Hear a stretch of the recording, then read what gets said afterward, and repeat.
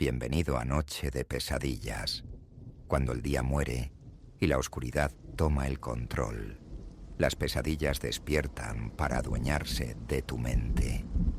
Cada susurro trae consigo una historia más terrorífica que la anterior, y cada sombra proyectada por la luna esconde un secreto oscuro que espera ser revelado. Aquí no existen escapatorias ni refugios seguros, solo relatos que penetrarán en tu alma y harán latir tu corazón al ritmo del terror absoluto.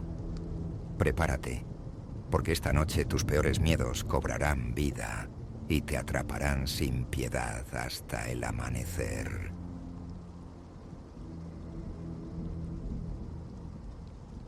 The echo of footfalls, where only emptiness should reign.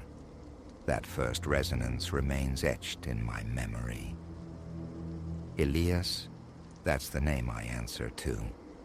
My nights are spent guarding a cavernous warehouse stacked with building materials, nestled within a decaying industrial quarter on the city's frayed edge. The ritual is simple. Trace the perimeter, test the integrity of the chain-link fences, affirm the massive entrance gate's lock. Mostly, the hours dissolve into silence. I ink entries into a logbook, chronicle the mundane, and await the dawn that signals my shift's end. For the initial months, this rhythm held. Predictability was the norm, a quietude that settled comfortably over the landscape. The solitude, it never chafed. I lacked the inclination for easy company. Long stretches alone felt less like burden, more like breathing room. Leaning against the cold steel of the entrance post, gazing at the distant, scattered lights of slumbering factories, I found a peculiar peace. Then came the night that fractured the calm. Now clocking in doesn't bring ease. It coils tension deep in my gut. 10 o'clock finds me arriving. The exterior illumination is meager, a weak wash barely defining the main gate, and a slice of the gravel and concrete expanse of the yard. The structure itself looms large, corrugated metal skin stretched over a high-vaulted skeleton. By day, lorries rumble in and out, a mechanical pulse. After 6, stillness descends absolute. My sanctuary is a cramped office near the front, holding my essentials, a thermos breathing steam, a heavy-duty torch, and the console displaying the grainy eyes of the security cameras. The surveillance system is rudimentary. A handful of cameras watch over the loading bays and survey a couple of interior arteries. Their feed plays out on a small, flickering monochrome monitor. Motion sensors trip alerts, highlighting movement on the screen. Usually it's just the phantom passage of a feral cat or a sheet of plastic stirred by a draft near an unsecured window. Insignificant blips. Lately, though, those brief flares have acquired a sinister weight. It was around 2 in the morning when the footsteps first announced themselves. I was perched on a metal stool in the office, the door ajar against the stuffy air common on warmer nights. Beyond lay the vast, unlit interior of the main warehouse, accessed from my area via a long corridor. It's an uninspired tunnel of concrete floor and steel shelves, laden with spare parts and cartons of tiles. From that passage, the sounds came, distinct, measured treads. My first thought grasped at mundane explanations. Water dripping onto loose timber, the groan of metal expanding or contracting in the cool night air. Yet the rhythm wasn't random. It possessed the cadence of deliberate steps, slow and steady. I rose, the flashlight heavy in my hand. A knot tightened low in my stomach, chased by a sudden cold dampness prickling the nape of my neck. Perhaps a thief, I reasoned, scavenging for copper wire or tools, not unheard of in this neglected zone. Stepping out of the office, I thumbed the flashlight on. Its beam sliced through the corridor's gloom, illuminating stacks of pallets and motes of dust suspended in the still air. I advanced cautiously, gaze fixed on the corridor's far end.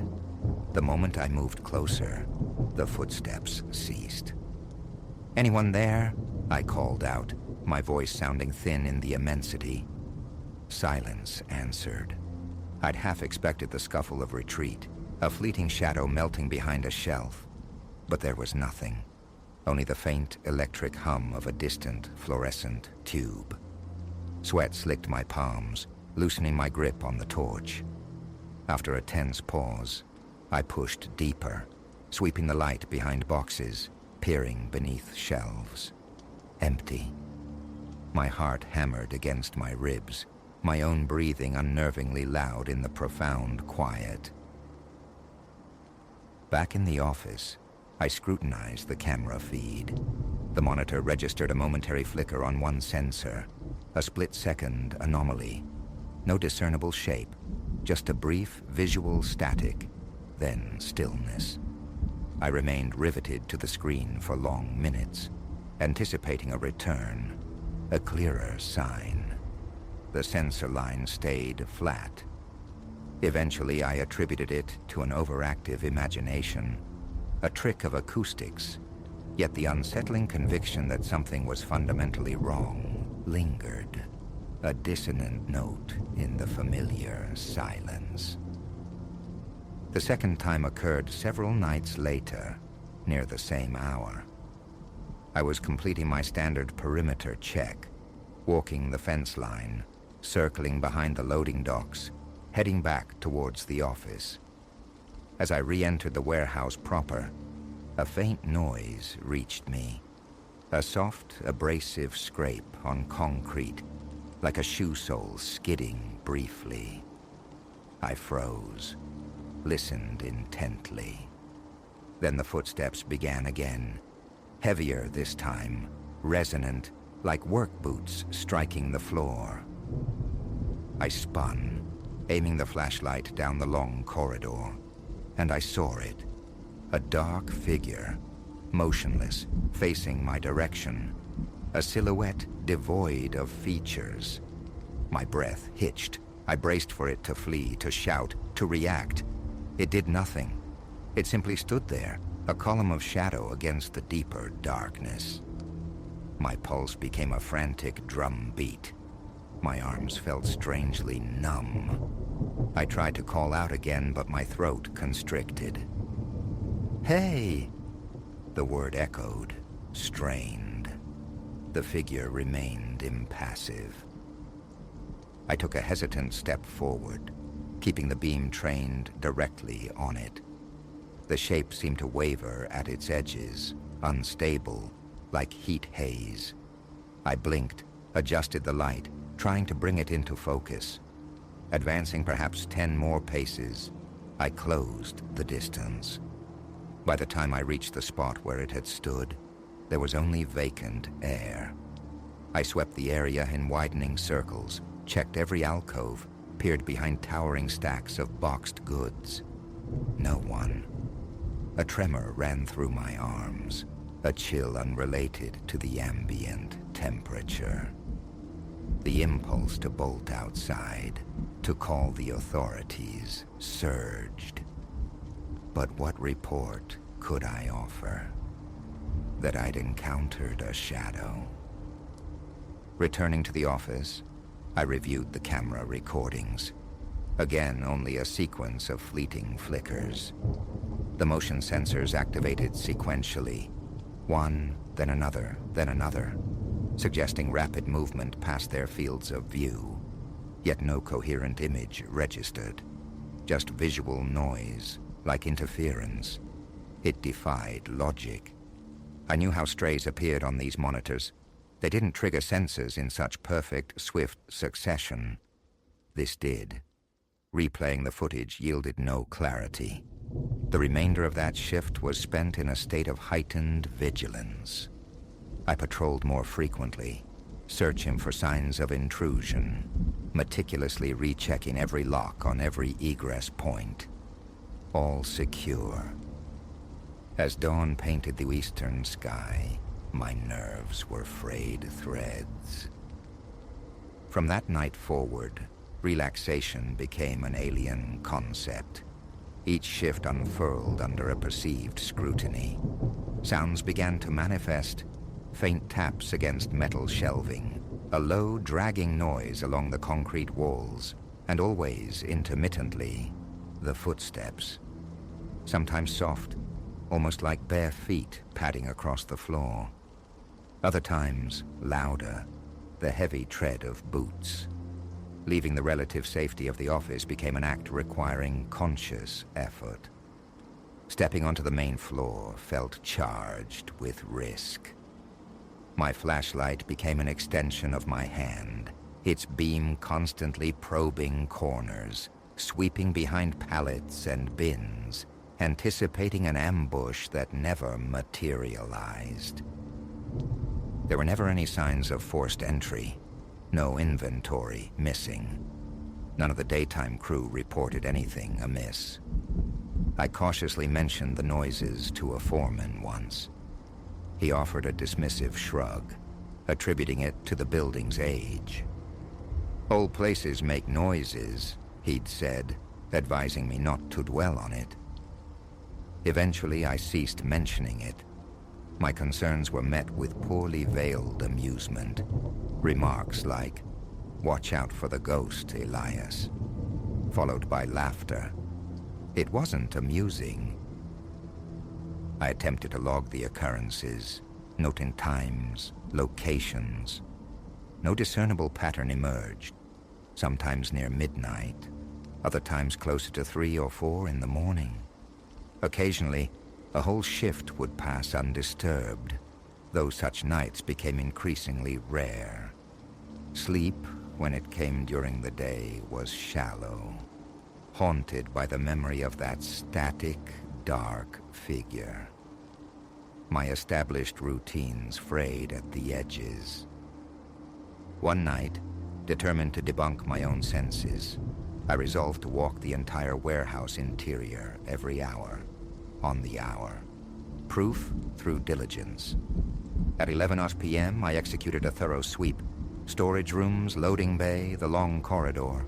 Logged, all clear. Midnight, repeated the process. Still nothing. By 1 a.m., a measure of calm returned. Activity, I reasoned, might banish the phantoms of the mind. Then around 1:30 a.m., back in the office chair, I saw the camera feed light up. A rapid jump. Camera 1 near the south entrance by the loading dock, then instantly camera 3 in the main hallway, bypassing camera 2 entirely. Something had traversed that distance impossibly fast, or impossibly unseen. Grabbing the flashlight, I bolted from the office, pulse hammering in my temples, hands unsteady. Entering the hallway, I immediately heard movement near the upcoming corner, a quick, shuffling sound. I surged towards the corner, flashlight beam stabbing ahead. I caught a fleeting impression, what looked like a shoulder, the curve of a back, a shape turning into the intersecting corridor. Not an animal, not a trick of light. It had the bulk of a person. I ran, my boot heels striking hard on the concrete, the sound echoing off the high metal ceiling. Rounding the corner, I found nothing. It was a dead end, blocked by stacks of plywood and lengths of metal pipe. No doors, no exits, nowhere to vanish. I circled the stacks, expecting to confront someone trapped. The space was empty. A tight, nauseating knot formed in my stomach. My breathing came in ragged gasps, My legs felt unreliable. I leaned against the rough plywood, steadying myself, the cone of light from my torch trembling. I strained to hear anything beyond my own frantic respiration. Silence. There was no rational explanation for how anyone could disappear from that cul-de-sac. It was then I recognized the feeling washing over me not just as unease, but as stark, visceral fear. A tingling numbness spread through my arms. The urge to flee was overwhelming, but financial necessity anchored me. I wasn't flush with options. Quitting without notice wasn't feasible. So I swallowed the terror and endured until morning, mentioning this specific incident to no one. Disbelief, perhaps accusations of instability, felt certain. Weeks bled into one another, and the phenomena intensified. The footsteps became more frequent, sometimes sounding so proximate I'd whip around, convinced someone stood directly behind me. In a desperate bid for clarity, I rigged up a cheap webcam in a corridor I suspected was a frequent path for the presence. It captured nothing definitive, only the same ephemeral flickers of motion, gone too quickly to resolve into form. Standing sentinel in a darkened aisle, waiting, became an exercise in nerve-shredding anticipation. The feeling of an approach was palpable, yet no face ever materialized, no voice ever sounded. Always this silent entity dissolved upon scrutiny. I recall one particularly restless night, pacing between the office and the echoing expanse of the storeroom, constantly checking my watch. Around 3 a.m., a loud clang shattered the quiet, metal striking concrete, sharp and resonant. I flinched violently. The sound originated from the far end of the main warehouse floor, near tiered stacks of crated goods. I sprinted towards the noise, flashlight clutched so tightly my knuckles shone white. Arriving, I found a length of metal pipe rolling sluggishly across the floor.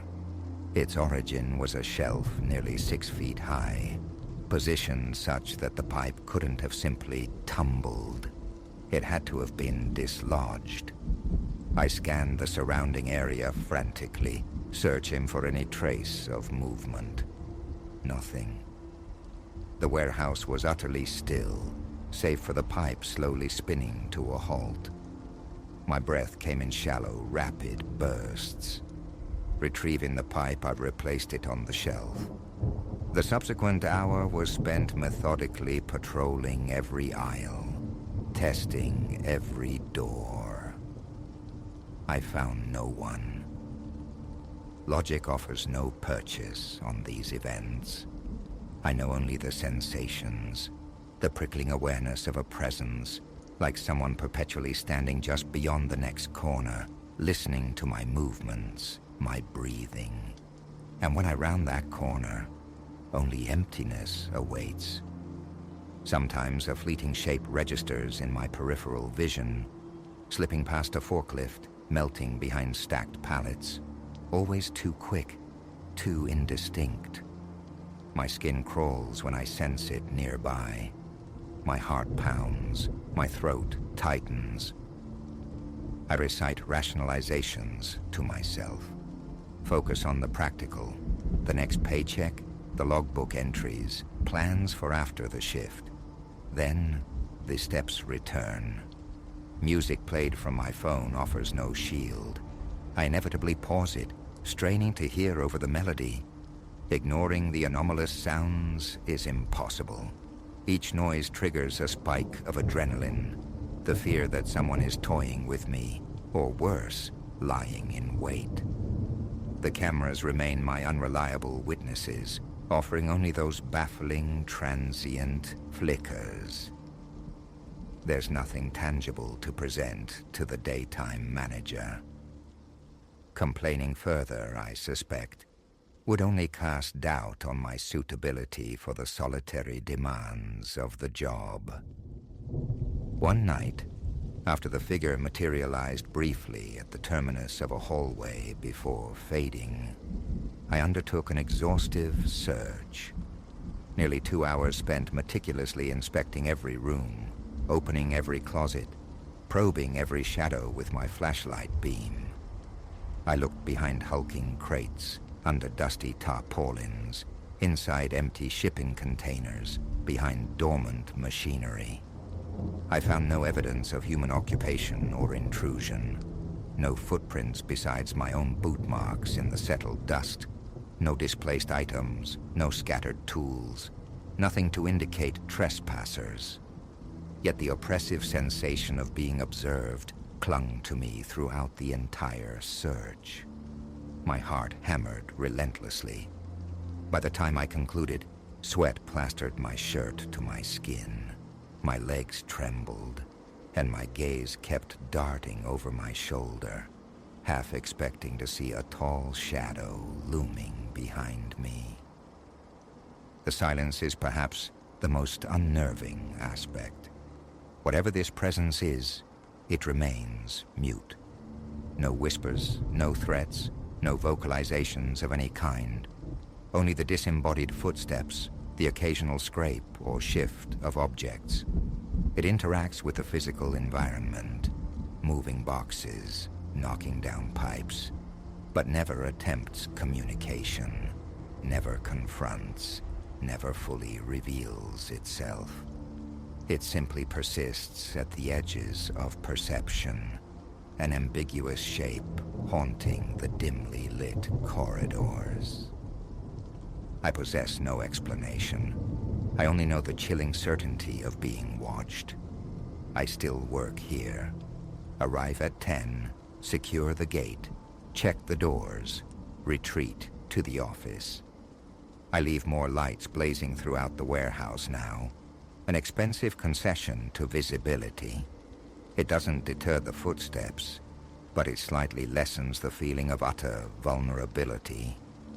Thoughts of abandoning this post surface frequently, but bills demand payment. And perhaps a stubborn part of me clings to the hope of capturing definitive proof, of finally understanding. Maybe that's the real reason I stay. Thus far, answers remain elusive. There is only the knowledge of what I've witnessed and heard. The dark figure standing sentinel before dissolving into nothing. The inexplicable movement of inanimate objects. The cameras recording phantoms. And the persistent knot of tension in my chest. The electric tingle at the base of my skull each time my shift commences, signaling that someone or something is near. That is the sum of it. Nothing concrete, nothing provable, but every night the feeling endures. So I make my rounds. I monitor the screens, and I wait. It hasn't caused physical injury, nor has any theft occurred. Yet the strain is unceasing. The footsteps continue their lonely echo through corridors that ought to be deserted. And each time I rush towards the sound, flashlight beam cutting the dark, I find only stillness and silence. I depart in the morning light with aching shoulders and a throbbing head. I return the next night, harboring a fragile hope for quiet, a hope invariably crushed. The presence is constant, just out of sight, a chilling reminder that in this vast, empty warehouse, I am not alone. That's the truth of it. I hear it. I glimpse its fleeting passage. I feel it the moment I step across the threshold. It never speaks, never shows its face, never does anything but erode my sense of reality. But it is undeniably there. So I continue, flashlight in hand, trying to fulfill my duties. This is my nightly existence, and that is all I know for certain.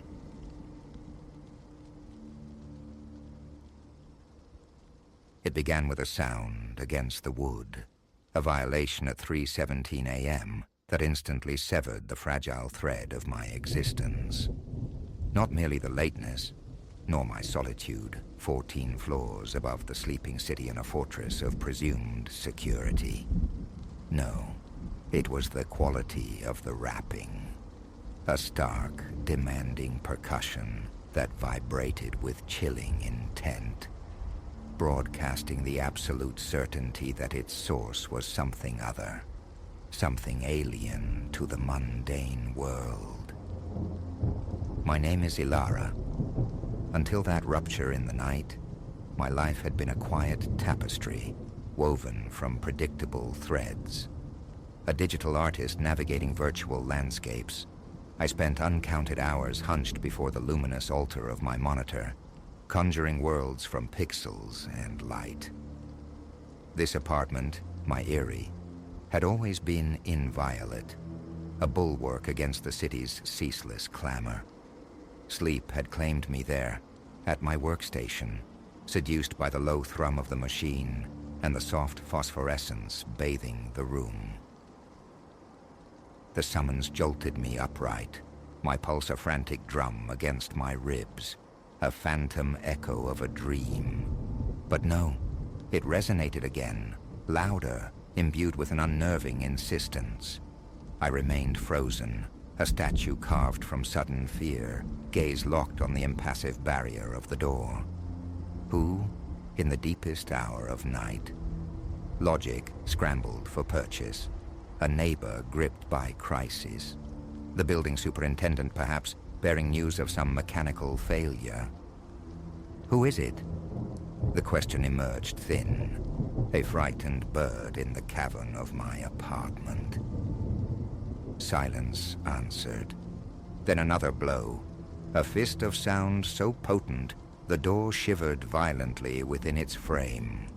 I rose, limbs tremulous, a marionette pulled by unseen strings. One part of me screamed retreat, urging me toward the childish sanctuary of blankets pulled high. Yet a deeper, more reckless current, a lifelong, damnable curiosity, drew me onward. Barefoot across the chill expanse of polished floorboards, I drifted towards the entrance. My hand faltered above the latch, a primal instinct shrieking warnings. Danger resides beyond this threshold. Ignoring the internal klaxon, I pressed my eye to the peephole's distorted lens. The sight beyond constricted my throat, turning my blood to glacial slush. A silhouette dominated the sterile corridor light, elongated, impossibly tall, its crown grazing the ceiling panels, clad in what seemed a voluminous dark coat, yet the material flowed, eddied like smoke or disturbed water, defying the laws of static cloth. And the face. I recoiled, breath catching, heart battering my sternum like a trapped thing. Where features should have been, eyes, nose, mouth, there existed only a smooth, ovate void of bleached bone pallor, an utter negation. As if my gaze were a physical touch, the figure surged forward, pressing its impossible form flat against the door. A sound emanated then, not through the air, but through the wood, a low guttural vibration that resonated deep within my bones.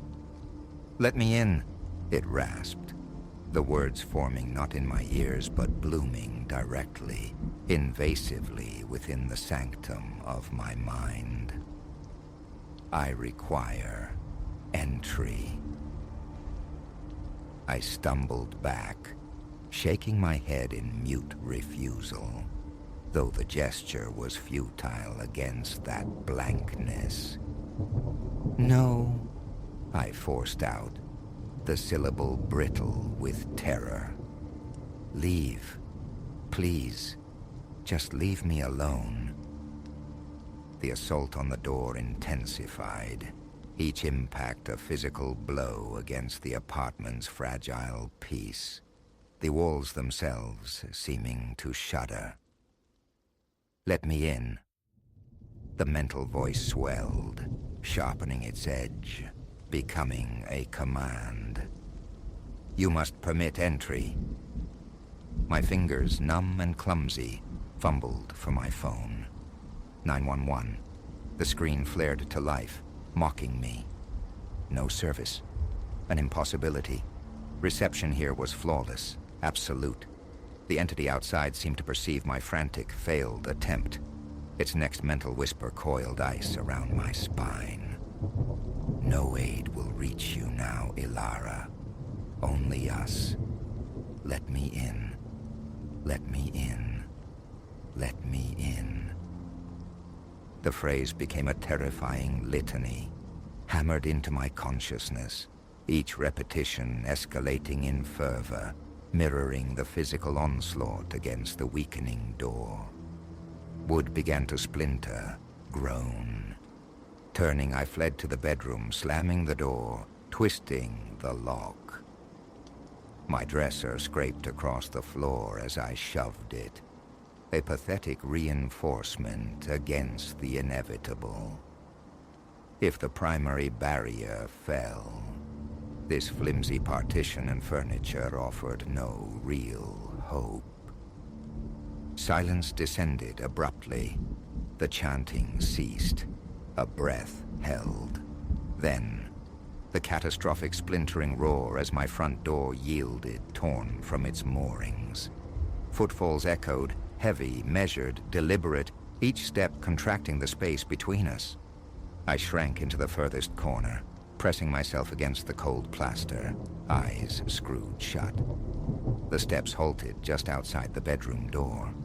I could hear it breathing, a dry, unnatural susurration that prickled my skin. "Ilara," it insinuated, the voice now intimately nested within my own skull. "I have arrived.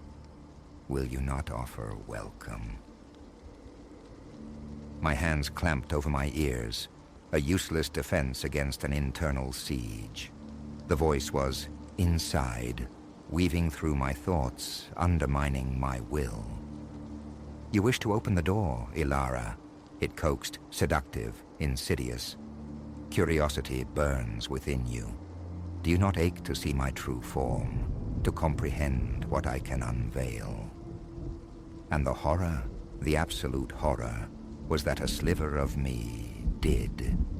A treacherous fragment yearned to know, to witness the nature of this nocturnal horror, to grasp the reason for its visitation. Against my conscious volition, my body stirred, an arm extending, fingers reaching for the knob. I fought back, pitting my will against the invasive pressure, a swimmer battling a ferocious undertow. My fingertips grazed the cool metal. Simultaneously, a piercing shriek shattered the mental fog. My alarm clock announcing 6 a.m. Hours had compressed into perceived minutes. The entity unleashed a howl of pure frustration, a soundless mental blast that rattled the very foundations of the room. Then, as suddenly as its presence had manifested, it vanished. The suffocating weight lifted. Clarity returned like a gasp of clean air. I remained huddled in that corner until the sun climbed high, its rays slicing through the window blinds, painting stripes of normalcy on the wall. Only then did courage return, fragile but present. My apartment was a ruin. The front door lolled drunkenly on broken hinges, its surface scarred by deep gouges. Furniture lay overturned, fractured picture frames scattered like fallen soldiers. Of the visitor, no trace remained. The police were summoned, but explaining felt like recounting a fever dream. The words inadequate, unbelievable even to myself as I spoke them. In the ensuing days, I wrestled with denial, attempting to frame the event as an exceptionally vivid nightmare. Yet the physical evidence, the ravaged door, the chaotic state of my sanctuary, stood as irrefutable testament. Within a week I had fled that apartment, securing a new residence on the ground floor, blessed with multiple escape routes. Salt now lines my thresholds. Iron talismans hang above each entrance. Futile gestures, perhaps, should it return, but they offer a thin veneer of solace. True safety, however, remains an illusion, shattered permanently that night. For I know now what shadows conceal, what things may come rapping in the dead hours, yearning for invitation. And sometimes in the quiet darkness, a traitorous whisper arises from within. What might have transpired had the door swung open? What revelations awaited? What transformation? Part of me recoils from the unknowable, but another part, buried deep, still flickers with that perilous curiosity. I live in fear that one day that flicker might ignite. So should you perceive a summons upon your own door when the world sleeps, a knocking too sharp, too insistent, heed this warning. Do not respond. Do not even look. For once glimpsed, once its voice takes root in your mind, escape becomes a fragile hope. It waits, and eventually, inevitably, it will knock again.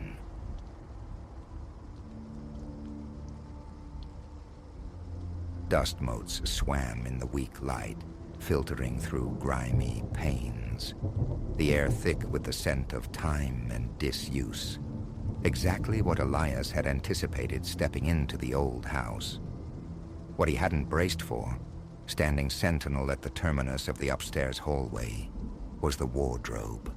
Its twin doors, vast panes of mirrored glass, threw back the dim light, an anomaly of polished darkness against the bruised, peeling wallpaper and the floorboards that dipped and sighed underfoot. Glossy, impossibly clean, its wood stained a deeper hue than any other piece left behind.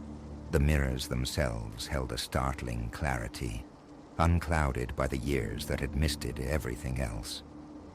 A tremor of unease, faint as a breath on his neck, prickled Elias as he passed it, the sensation of being watched, but he pushed it aside.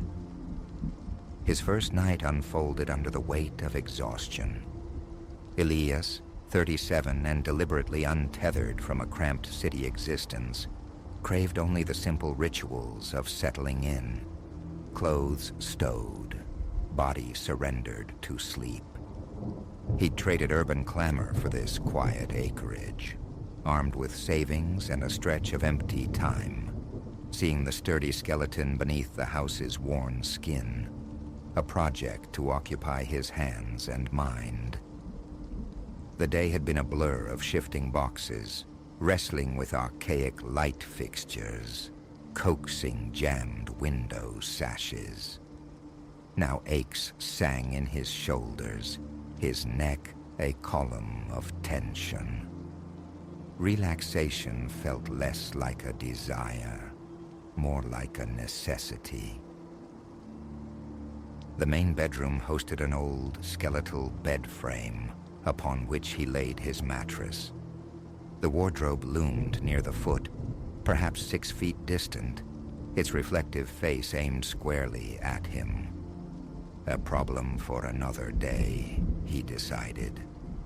Killing the harsh overhead bulb, he placed a small lamp on the floor, casting long, dancing shadows. The room held a cool dampness, and moonlight, unfiltered by curtains yet, streamed through the windows, painting silver streaks across the floor. In the wardrobe's mirrors, his own silhouette was a vague shape in the gloom. He approached, rapping his knuckles against the solid wood frame. Sound. The hinges gleamed, incongruously new. Pulling a door open, anticipating the musty ghost of forgotten garments or the sharp tang of mothballs, he found only emptiness, smooth wooden planes, and a faint, dry scent of age.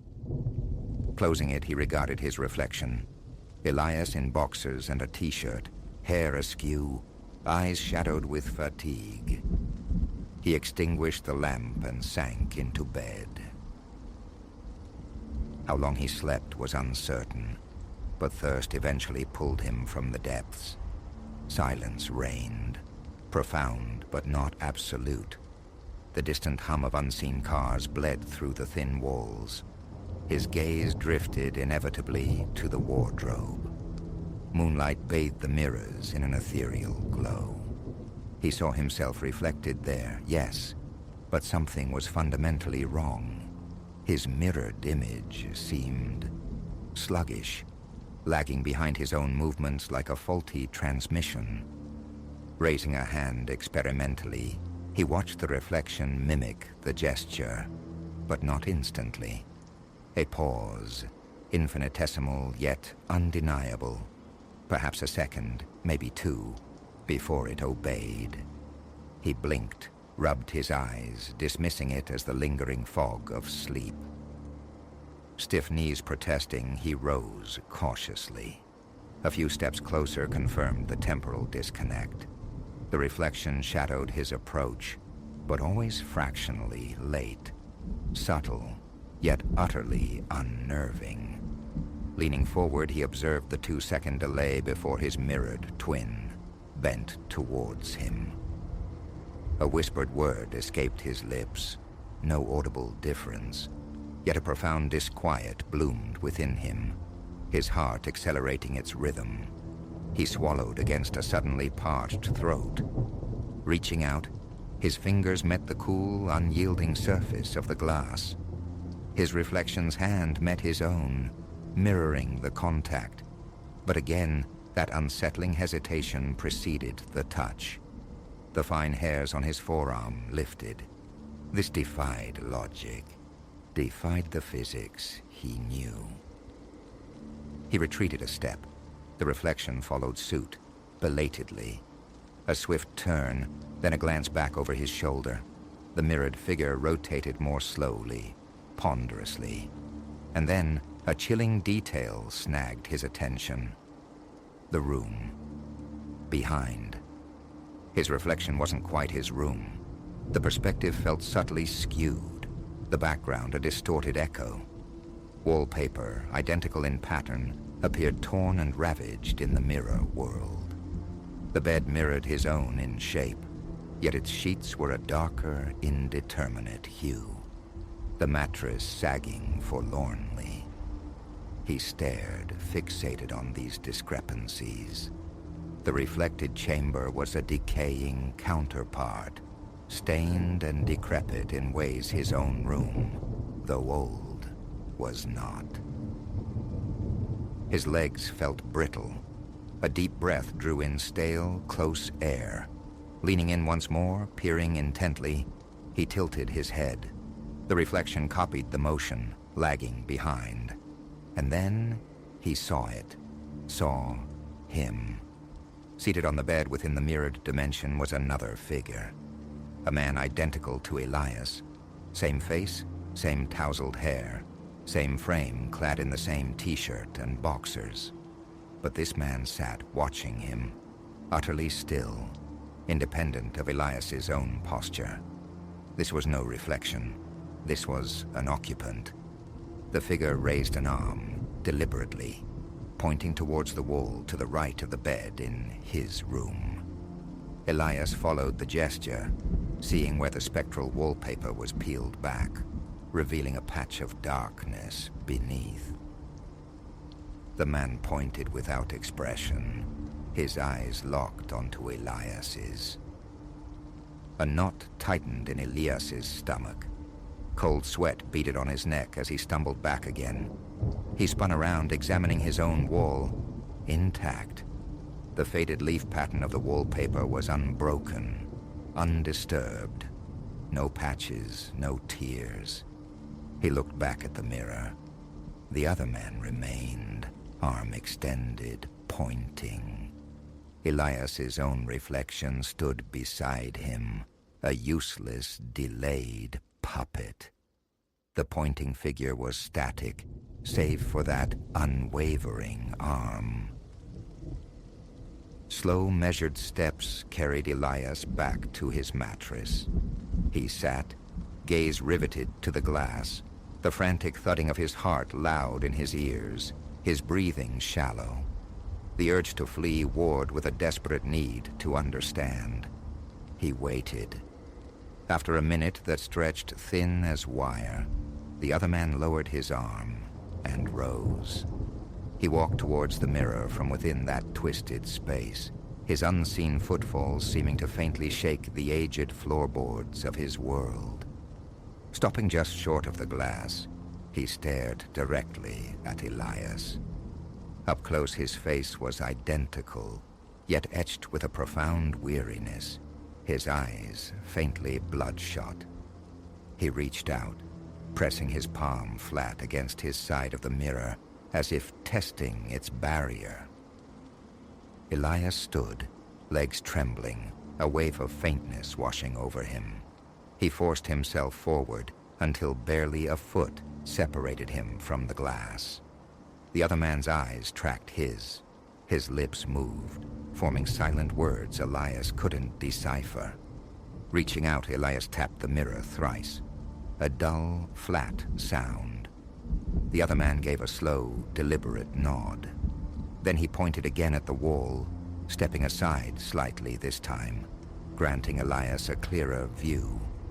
In the mirrored room, the torn wallpaper revealed not just darkness, but a small wooden panel inset into the wall, secured with a tarnished metal latch. A hidden door, a secret compartment. He turned to his own wall. It appeared solid, ordinary. Pressing his ear against the cool plaster yielded nothing but the muffled thud of his own pulse. No hollowness.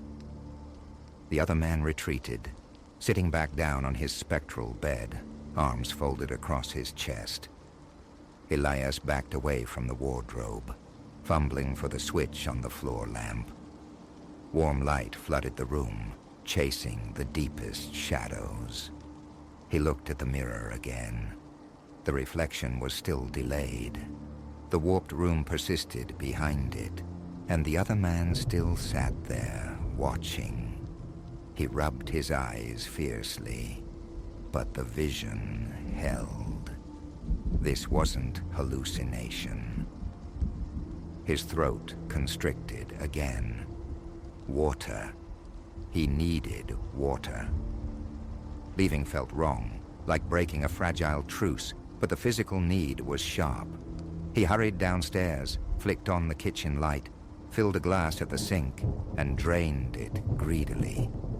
Cold water splashed on his face, shocked him further awake, though his heart still hammered against his ribs. He rushed back upstairs. Nothing had changed. The silent watcher remained, patient, expectant. He was showing him something. Elias approached the indicated section of his own wall, running his fingers meticulously over the faded wallpaper. At first, nothing. Then near the corner, his fingertips detected a subtle irregularity, a faint crack beneath the paper. He worried at the edge with a fingernail. The paper tore with a soft, ripping sound. Hesitation.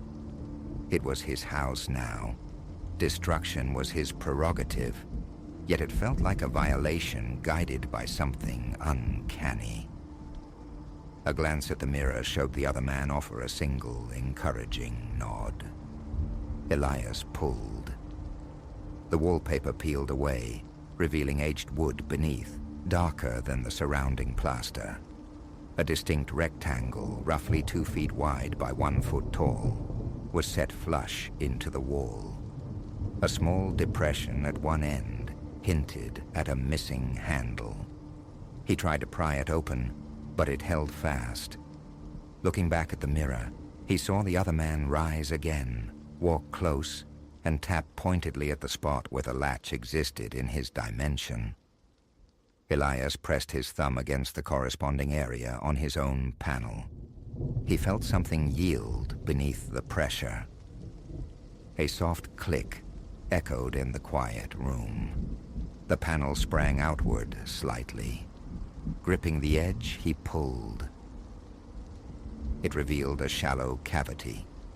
Nestled inside lay a small wooden box, coated in a fine layer of dust, utterly plain. He lifted it out. It had little weight. Inside, resting on faded velvet that might once have been blue, were a few brittle papers and a large, heavy iron key. The papers seemed to be old property deeds, spidery handwritten notes, and what looked like a rudimentary floor plan of the house. The script was archaic. The ink faded. That could wait. He hefted the key, its metal cool and smooth against his palm. In the mirror, the other man watched him intently. He nodded once more, a gesture of completion, then stepped back, returned to his bed, and sat down, resuming his silent vigil. Elias waited, but no further communication came. Speaking felt futile. The barrier was absolute. He carried the box and key to his bed, examining them under the lamp's glow. The papers spoke of a locked storeroom in the basement, referencing a space beneath the stairs shown on the crude diagram. A space Elias hadn't noticed. The key, presumably, was its solution. What lay within was a mystery, but the man in the mirror had guided him here. Perhaps discovery was the point. Glancing back at the wardrobe, he saw the twisted room still reflected, but the tension in the other man's eyes seemed to have eased slightly. He stood and walked slowly to the mirror again. He raised his hand, placing it flat against his side of the glass. Elias mirrored the action. The cool surface met his palm. The other man leaned closer, his gaze seemingly scrutinizing Elias's face. Details emerged. A tiny scar bisecting his left eyebrow, the faint shadow of stubble on his chin, his exact double, marked only by fatigue. Elias stood frozen, palm pressed to the glass, a strange numbness creeping into his fingertips. After a long moment, the other man lowered his hand. He stepped back, turned, and walked towards the door of his room. A door Elias hadn't consciously registered before, occupying the same space as his own, though the hallway beyond it looked swallowed by shadow. Pausing at the threshold, the figure cast one final look back at Elias, then stepped through and vanished. He did not reappear. Elias waited, heart gradually slowing, then switched off the lamp and tried courting sleep once more. It was a fraught endeavor, his mind racing. Staring at the ceiling, listening to the house settle around him, he eventually drifted off. Morning arrived with sunlight and a painfully stiff neck.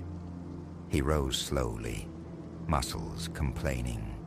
His first glance was towards the wardrobe. It reflected his room perfectly, faithfully. He waved an arm. The reflection responded instantly, flawlessly synchronized. A pang of disappointment, mingled with relief, struck him. Had it all been a waking dream? But then his eyes fell upon the wall, the torn wallpaper, the exposed wooden panel of the hidden compartment. On the bed lay the box and the iron key. It had been real. He dressed, jeans, a shirt, laced boots, then took the key and box downstairs. Beneath the main staircase, he found it, a section of wall subtly mismatched from its surroundings. The iron key slid into an unseen lock, turned with a grating screech of metal on metal. He pulled the panel open. A small, cramped storeroom breathed out the scent of dust and decay.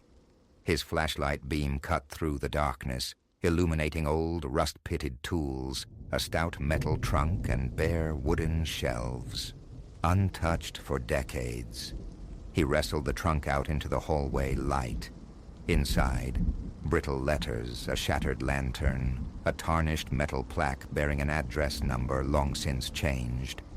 Nothing overtly sinister, just the detritus of lives lived long ago. The letters detailed ancient repairs, forgotten debts. An inventory of furniture vanished into time.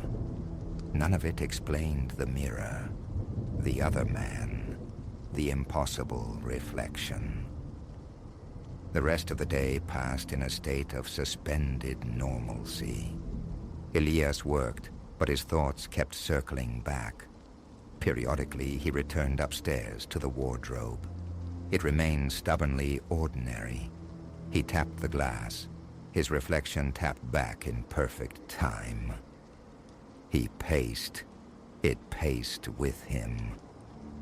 Opening and closing the doors revealed nothing but his own room, his own face. He even felt the smooth, solid wood lining the wardrobe's interior. Night fell. He settled into bed, lamp lit, watching the mirrored doors. Hours crawled by. His eyelids grew heavy. Nothing. Finally, resigning himself to the mundane, he reached down and switched off the lamp. In the instant, the room plunged into moon-dappled darkness. He saw it. A flicker, a momentary lag in the reflection. He scrambled out of bed, heart leaping. Approaching the mirror, he confirmed it. The slight, sickening delay had returned. He held his breath, waiting. After a few tense seconds, the familiar distortion shimmered into view. The dilapidated other room materialized behind his lagging reflection. But this time, it was empty. The other man was gone. The bed covers were rumpled, the torn wallpaper stark against the shadowy wall. He leaned close, searching the spectral space for any sign of movement. Nothing. Just the unnerving stillness of that vacant, decaying twin room. He placed his palm against the glass. Coolness. Perhaps a faint vibration, or maybe just the thrum of his own blood. He stood there a long while, but the other man did not return. Eventually, he switched the lamp back on. The twisted room vanished. His reflection snapped back into normalcy. In the days that followed, Elias threw himself into the house's restoration. The storeroom was cleaned, its contents sorted, the key and box tucked away safely. He made a point of checking the wardrobe each night. Occasionally, in the darkness after the lamp was extinguished, the other room would reappear. Sometimes he caught fleeting glimpses of the other man, a shadow detaching itself from a deeper shadow, a figure stepping just out of sight near the spectral doorway. But the pointing, the silent communication, never happened again. He was merely present, a quiet phantom inhabiting a parallel decay. Elias never discovered the entirety of the mystery. Perhaps the man's purpose was fulfilled once the compartment was found. The storeroom opened. Perhaps he simply needed a witness to something hidden away for generations. Elias didn't know. He continued his life in the old house. New wallpaper covered the old. Floors were sanded and sealed. Furniture reflecting his own taste gradually filled the spaces. The wardrobe, however, remained precisely where he'd found it. He didn't move it, didn't cover its mirrors. It belonged. Sometimes late at night, he would deliberately turn off all the lights and stand before it, And sometimes the other man would be there, watching him from that other room, his movements possessing that strange, inherent slowness, as if bound by a different passage of time. Never smiling, never frowning, just existing. And Elias learned to exist alongside him. The initial terror mellowed into a strange, watchful curiosity, sharing his home with a silent enigma behind the glass.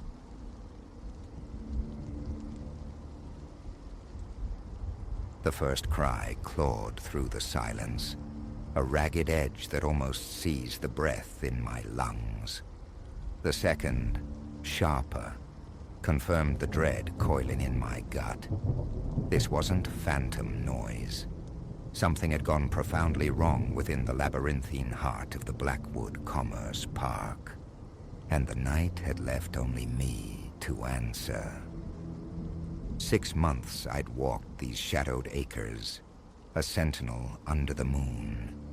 Silas, that was me, night watchman. A simple post, mostly the rhythmic click of locks being tested, the sweep of a flashlight beam across deserted loading docks. After 2 rotations through sun-scorched foreign sands, the profound stillness here had been a balm.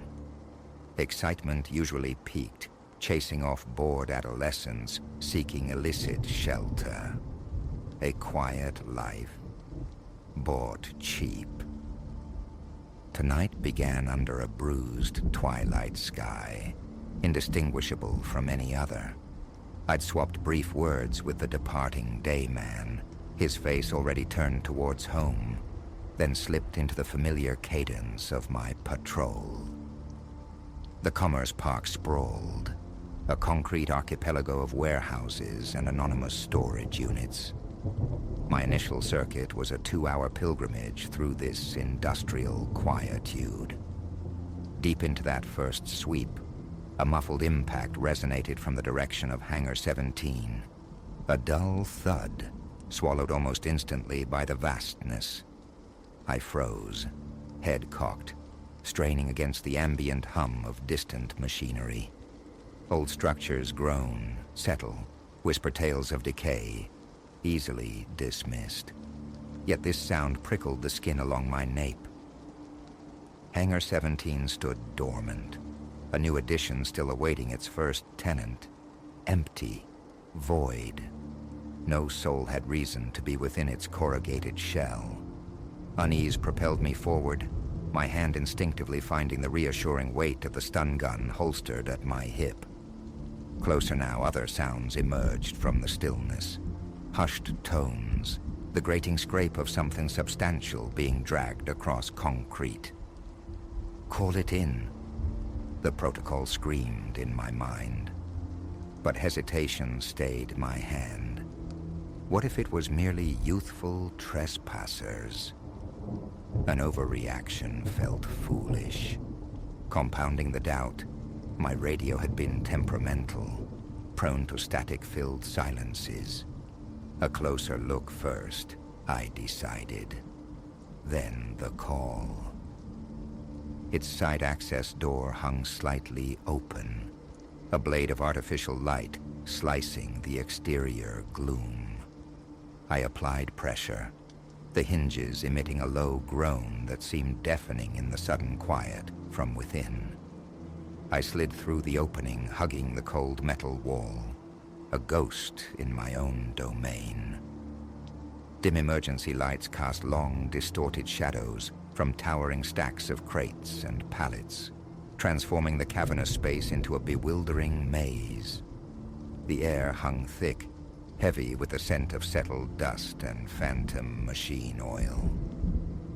Deeper I crept, eyes struggling to pierce the oppressive twilight. And then, figures coalesced from the gloom. 3 men huddled near a cluster of crates. Dark attire swallowed the light. Ski masks rendered them faceless archetypes of menace. One gripped a crowbar, its metal faintly gleaming. My pulse hammered against my ribs. Not kids, not vandals, Professionals. Every instinct shrieked retreat, screamed for the police. But a treacherous curiosity held me fast. What cargo warranted such clandestine effort? What secrets lay within those plain wooden boxes? I edged nearer, weaving through the shadowed aisles afforded by the stacked pallets. Their voices remained low, urgent whispers barely audible. Certain this is the consignment? Affirmative. The contact guarantees millions. Just secure it and vanish. This place, unsettling. One man jammed the crowbar under a lid, prying it upward. A glimpse of the contents. My breath hitched. Not merchandise, weapons, sleek military-grade firearms gleaming darkly. Things that had no legitimate place here. The magnitude crashed down. This was leagues beyond petty theft. Too vast, too dangerous for one man with a stun gun and a faulty radio. Extraction, backup, now. I began a slow, deliberate withdrawal, mind scrambling when the traitorous radio clipped to my shoulder suddenly squawked into life. Dispatch to Silas. Status check. All quiet? Silence descended upon the hangar, absolute and suffocating. I stood paralyzed, the frantic thudding in my chest echoing, I was certain, through the vast space. Then a voice, stripped of inflection, cold as glacial ice. Find him. Stealth evaporated. I bolted, pure flight. Pounding feet echoing my own frantic heartbeat. Out into the cool, indifferent night air, not risking a backward glance. I knew the complex's arteries, its hidden capillaries, better than they. I plunged into the warren of buildings, doubling back, executing random turns, desperate to dissolve into the familiar landscape. But they fanned out, methodical. Their pursuit relentless, their movements aimed at containment. I slipped into another warehouse, this one a graveyard of obsolete machinery. Crouching behind the skeletal remains of a rusted conveyor belt, I fought to regain my breath, to impose order on the chaos in my head. A phone. Help. But my mobile sat charging in the security kiosk, an impossible distance away, separated by the hunters. A noise. Close. Measured footsteps entering the warehouse. I held my breath, flattening myself against the cold, unyielding metal. We know you're in here, Night Watch, a voice echoed, laced with false calm. Show yourself, cooperate, and maybe this stays simple. Lies. They wouldn't risk a witness. The footsteps drew nearer, deliberate, predatory. My gaze darted wildly, seeking purchase, seeking leverage. A length of discarded pipe lay nearby, coated in grime. Pathetic, yet tangible. Better than empty hands. My palm slicked with sweat as I gripped it. The steps paused, just beyond the conveyor. The rhythmic sigh of the man's breathing was audible now. The beam of his flashlight sliced through the darkness, playing across the machinery. He rounded the end of the belt. I surged upward, swinging the pipe in a tight arc. A sickening thunk reverberated.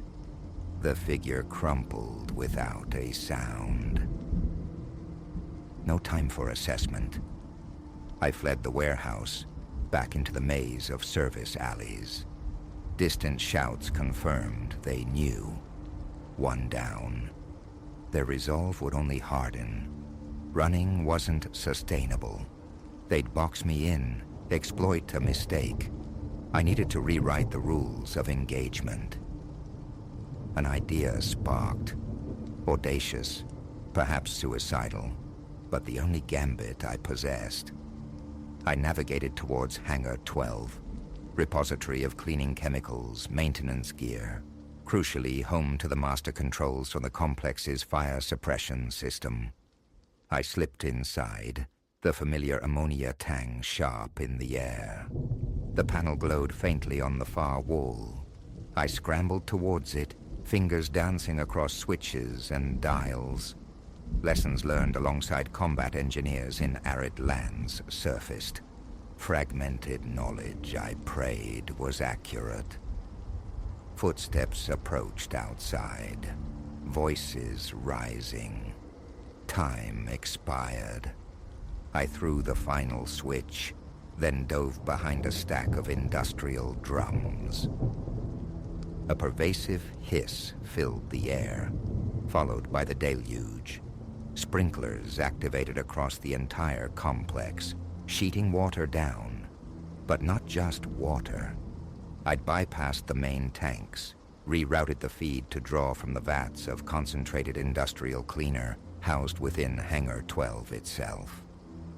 The night erupted in shouts of surprise, then rage, as the caustic rain began to fall. A grim satisfaction flickered within me. Let them hunt now, eyes burning, footing treacherous. Under the cover of the chemical downpour and the rising cacophony of automated alarms and flashing emergency lights, I pushed towards the security kiosk. The world had become a slick, hazardous landscape. Visibility dropped. Nearly there, a shape materialized from the swirling mist. One of the intruders, eyes red-rimmed and streaming, face contorted in pain and fury. He lunged, swinging the crowbar wildly. I ducked beneath the blow, driving forward, tackling him low.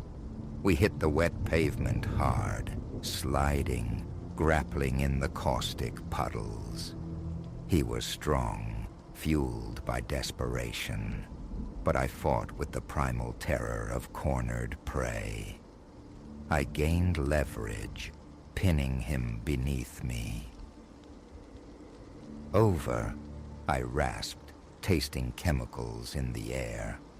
Sirens, they're coming. As if summoned, the distant wail of approaching police cars pierced the chaos. His eyes, momentarily wide with fear, narrowed into pure venom. A final explosive surge of strength threw me clear. He scrambled up, vanishing into the artificial fog. Let him run. It didn't matter now. I reached the kiosk, the blessed landline.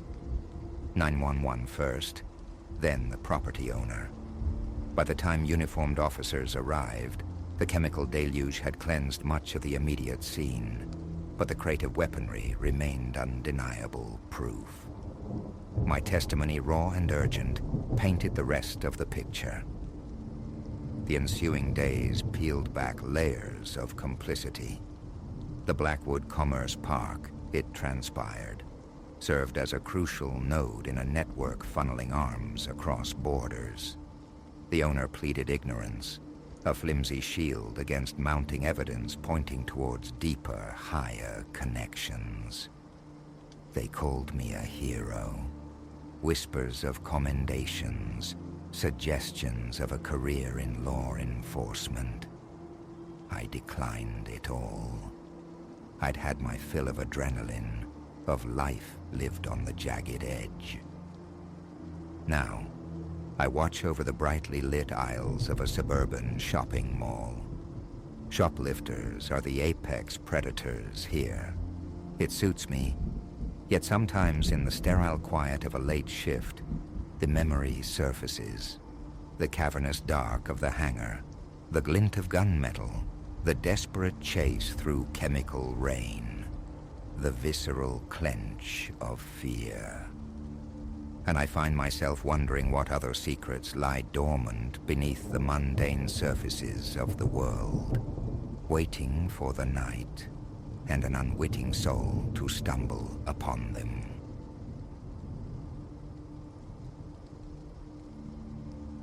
The house materialized from the late afternoon gloom, a stoic silhouette against a sky the color of old pewter. Air thick as velvet hung heavy, carrying the scent of wet decay and an unnerving stillness. My purpose here was stark. Inventory the scattered remnants of time, gears, springs, faces, left behind by some departed collector, a distant relation, they'd said. The front door groaned open under my hand, a sound swallowed by the waiting silence within. I deposited my valise onto a spindly table in the entryway, exhaling a breath I hadn't realized I was holding. Years the place had stood sealed, accumulating shadows. A flicked switch coaxed a hesitant pulse from an overhead bulb, its rhythm erratic against the gloom. Dust-veiled portraits lined the walls, their subjects' gazes lost in the patina of neglect. I moved deeper, mapping the layout. A corridor bled into a drawing room draped in funereal fabrics, the floor softened by a threadbare rug. Against one wall, a grandfather clock stood sentinel, its face locked at 13 minutes past 4. A permanent afternoon. Closer inspection confirmed the ossified hands, the pendulum a metal tongue silenced within its glass throat. A gentle tap on the glass yielded nothing. Shrugging off a nascent unease, I sought the staircase, its treads complaining loudly beneath my weight. The air grew colder here, raising goose flesh along my arms. The upper landing offered a narrow passage and 3 doors. One revealed a bedroom steeped in the funereal aroma of mothballs. Another, a bathroom boasting a fractured mirror that splintered my reflection. The final door, tucked at the corridor's end, guarded the attic ascent. Pulling it open released a musty exhalation, cool and laden with dust. My torch beam sliced through the dark, illuminating intricate cobwebs like macabre lace. Reaching the top, I found myself in a long space populated by cardboard sarcophagi stacked on tables, wooden crates huddled in corners, and dominated by a single naked bulb dangling from a frayed cord. A tug, a flicker, and then a weak amber glow pushed back the shadows. And there they were, lining a shelf that traversed the attic's length, an audience of timepieces.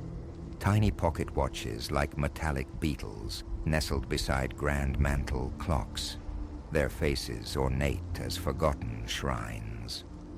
I drew nearer, squinting in the inadequate light.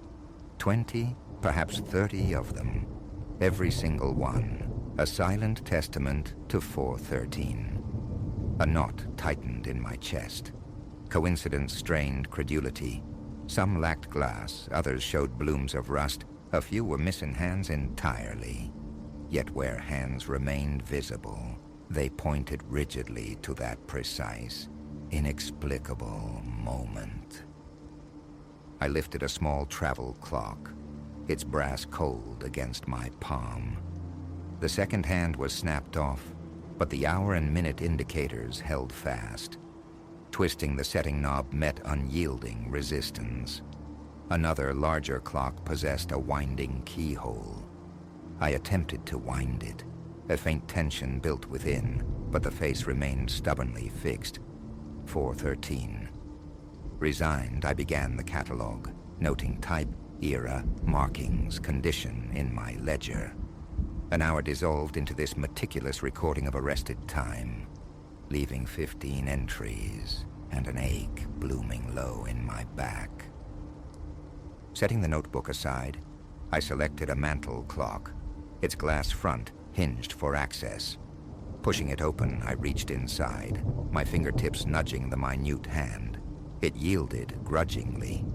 I coaxed it forward, 415, 416, 417, then met a solid wall. My fingers slipped. With an audible snap, the hand recoiled, spinning backward to settle precisely at 4:13. The clock shuddered in my grasp. My own heart echoed the jolt.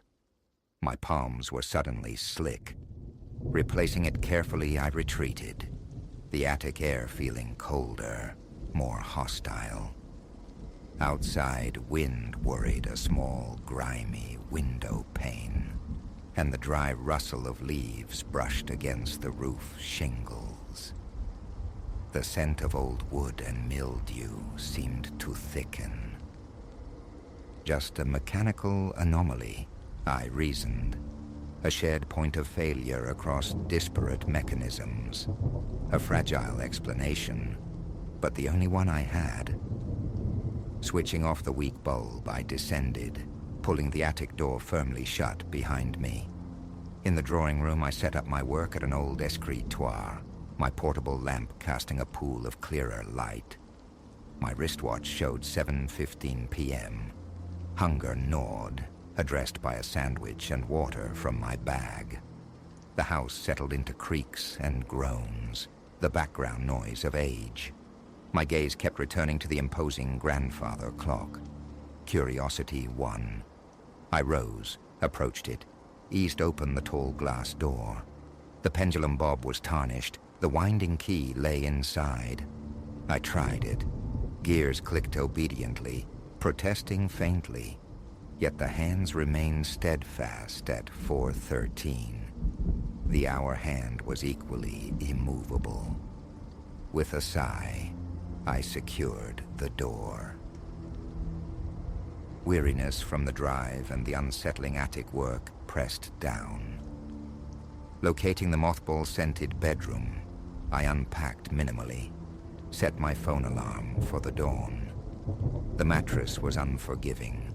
The linens smelled faintly stale. The pillows offered little comfort.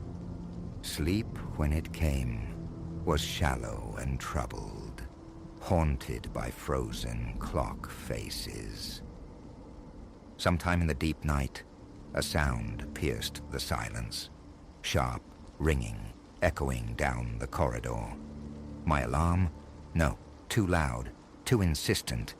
Then abruptly it ceased. I sat bolt upright, heart hammering, breath catching in my throat. Darkness pressed in, the door a faint rectangle. Another ring began, this time a layered cacophony, multiple chimes bleeding into one another. Throwing off the covers, I fumbled for my phone, its screen a sudden glare. I crept into the hallway, the floorboards amplifying my cautious steps. Silence again. At the stairwell's head, I peered down into shadows softened by weak moonlight, filtering through the entryway windows. Then it erupted, a phantom chorus.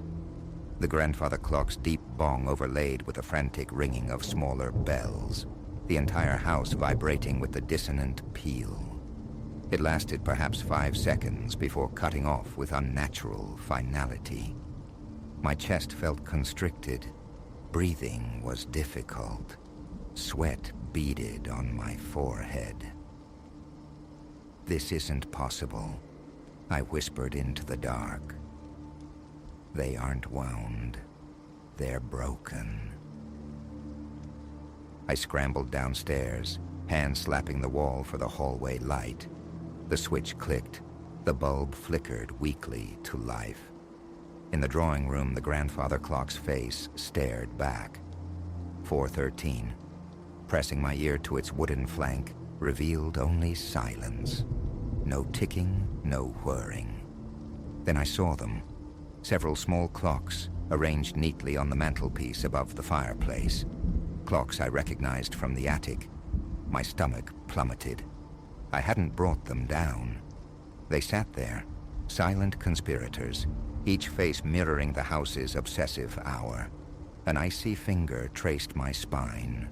I backed away, retreating to the hallway as if proximity might contaminate me. A musty subterranean odor filled my nostrils. The urge to flee was visceral, powerful. Yet the contract, the task, There had to be a logical thread. My phone showed 3:11 a.m. Retreat seemed the only option. Back in the bedroom, I locked the door, pacing, each footfall a stark reminder of the house's emptiness, its watchful stillness. My muscles were coiled springs.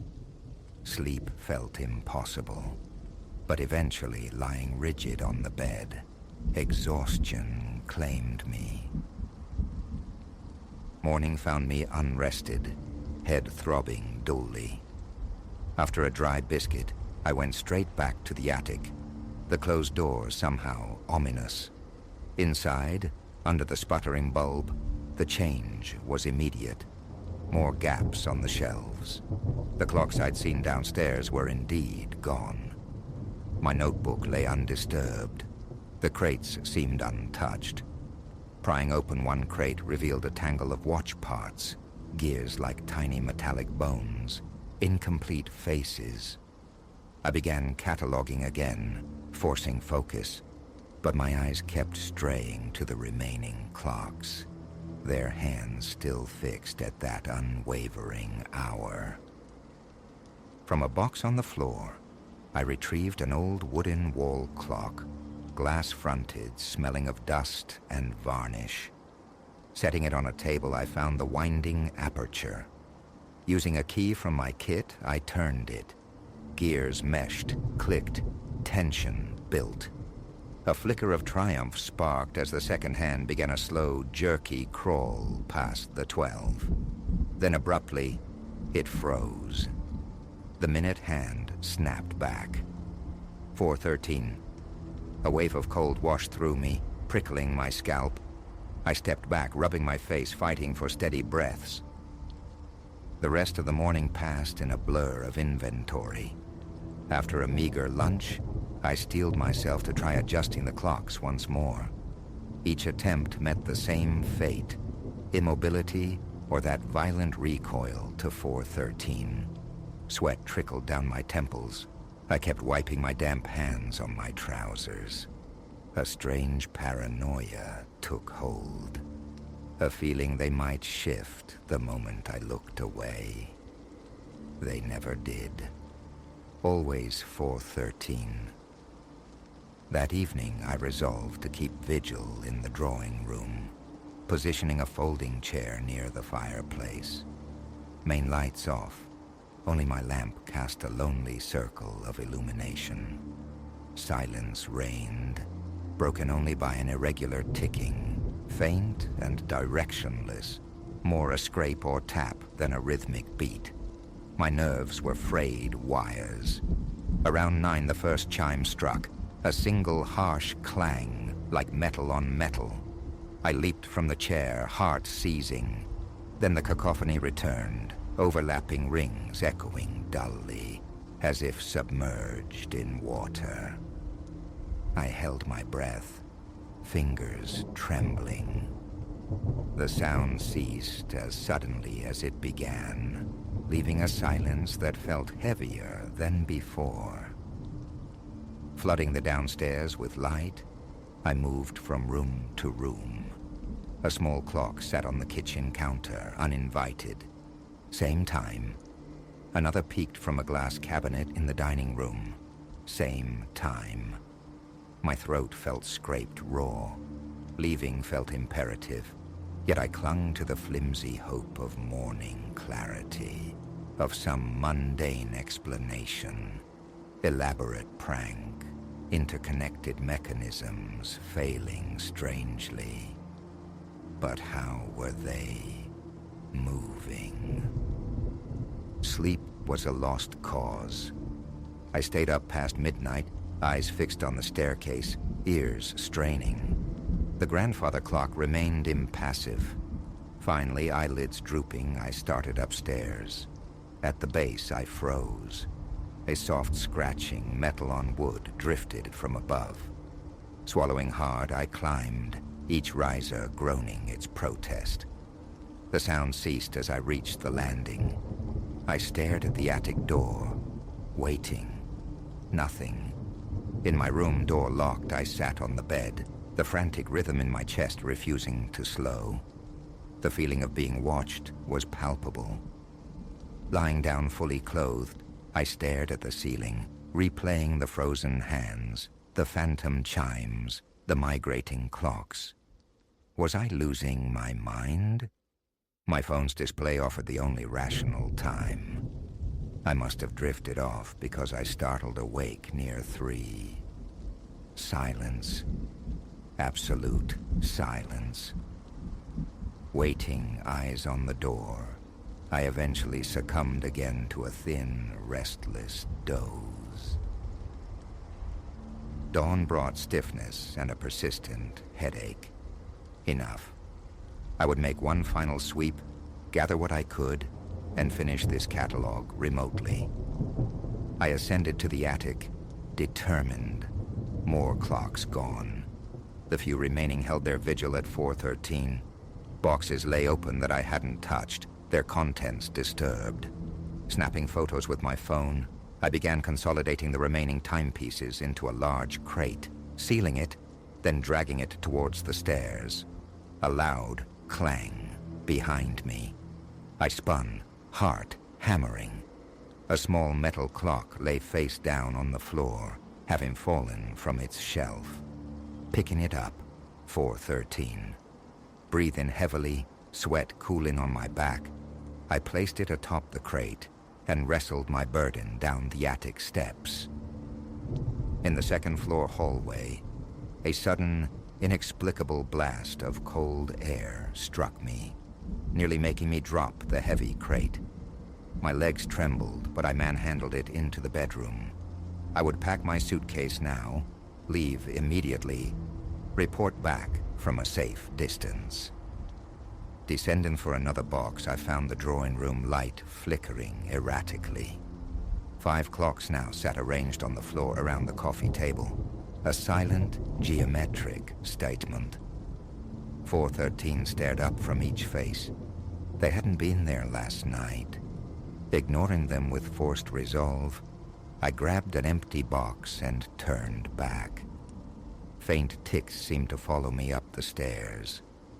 I deposited the box beside the crate in the bedroom, only to find the bedroom door had swung silently shut behind me. I hadn't closed it. My phone buzzed. A calendar reminder. Checkout due tomorrow. The screen showed the real time, nearing 10 a.m. Decision made. Gather essentials. Escape. The pressure in my chest was becoming unbearable. I moved quickly, stuffing notes into my valise, zipping it with trembling fingers, constantly glancing over my shoulder. Down the stairs one last time, another clang echoed, surely from the grandfather clock. Drawn to it, I put my hand flat against the glass panel, yanked the door open. Stillness within. Inert pendulum. 4:13. I slammed it shut and bolted for the front entrance. The door scraped open, releasing me into the gray morning. Fresh air hit my face like a reprieve, though my heart still hammered against my ribs. I threw the valise into the car, slid into the driver's seat, the tension in my neck and shoulders excruciating. The engine turning over felt like a small miracle. Pulling away, I didn't dare look back directly, but the rearview mirror held the reflection of the house for a moment too long. The road ahead was empty, blessedly normal, yet the feeling persisted.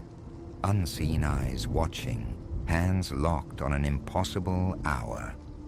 The memory of those overlapping chimes reverberated, a phantom echo in the quiet car. Every tick of my own watch felt like a defiance against the house and its frozen moment. 4:13, a time I knew, with chilling certainty, I would never forget and never understand.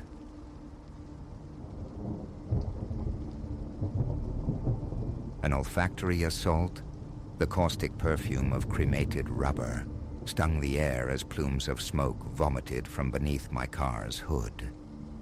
The vehicle drifted, a wounded beast, onto the gravel shoulder of the forsaken country lane, its engine uttering a final sputtering sigh. My own heart plummeted with it. Sunset bled across the heavens in flamboyant streaks of orange and crimson, a spectacle utterly lost on me. I was marooned, adrift in a sea of nowhere, the digital silence of no service mocking me, leagues separating me from the nearest pinprick of civilization. With a futile surge of optimism, I wrestled the hood open. Steam hissed, a venomous greeting as my eyes traced the bewildering labyrinth of hoses and wires within. A mechanic? I was decidedly not. Even possessing such arcane knowledge would prove useless. Tools were a luxury I didn't have. I slammed the metal shut, a percussive note of frustration, leaning back against the cooling frame. My gaze swept the panorama. Fields of gold, waves of wheat undulating in the twilight zephyr. Far off, a solitary farmhouse glimmered, a single window radiating a weak, beckoning light. My sole prospect. As I weighed the merits of a long walk against the gamble of waiting for phantom headlights, a low growl vibrated through the dusk. An engine, relief, potent and immediate, washed through me. An old pickup, weathered and sturdy, decelerated beside me. The driver, a man whose middle years were etched onto a face framed by surprisingly gentle eyes, lowered his window. Bit of trouble. His voice, rough like gravel scraped over stone, held an unexpected warmth. I managed a nod, clinging to the possibility of aid. Yes, it just gave up. You wouldn't happen to know your way around an engine, would you? A dry chuckle escaped him, accompanied by a shake of his head. Can't say I do, lass, but town's not too far. Happy to give you a lift. Mechanic there, name of Gus, usually sorts folks out. A flicker of hesitation. Primal warning screamed against accepting rides from strangers, especially here, where silence would swallow any cry. Yet as the final vestiges of daylight surrendered to the encroaching gloom, my options felt perilously thin. That would be wonderful. Thank you, I murmured, striving to banish the tremor from my voice. He offered a smile, leaning across the cab to nudge the passenger door open. Climb aboard. Name Silas. Ilera, I offered, hoisting myself into the truck. The air inside was a peculiar, not entirely disagreeable blend of stale tobacco and synthetic pine. Silas shifted the gears, and the truck lurched forward, swallowing the ribbon of road. My hand hovered near the door handle, a silent promise of desperate egress. But Silas filled the space with easy conversation, a rambling monologue about his farm, his grandchildren's impending visit, a long-ago tale of his own breakdown and a nocturnal trek home.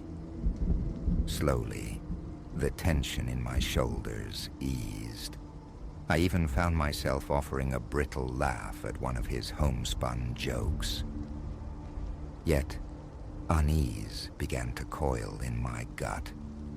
We'd been driving for what felt like an age, surely half an hour, and no town lights pierced the deepening darkness.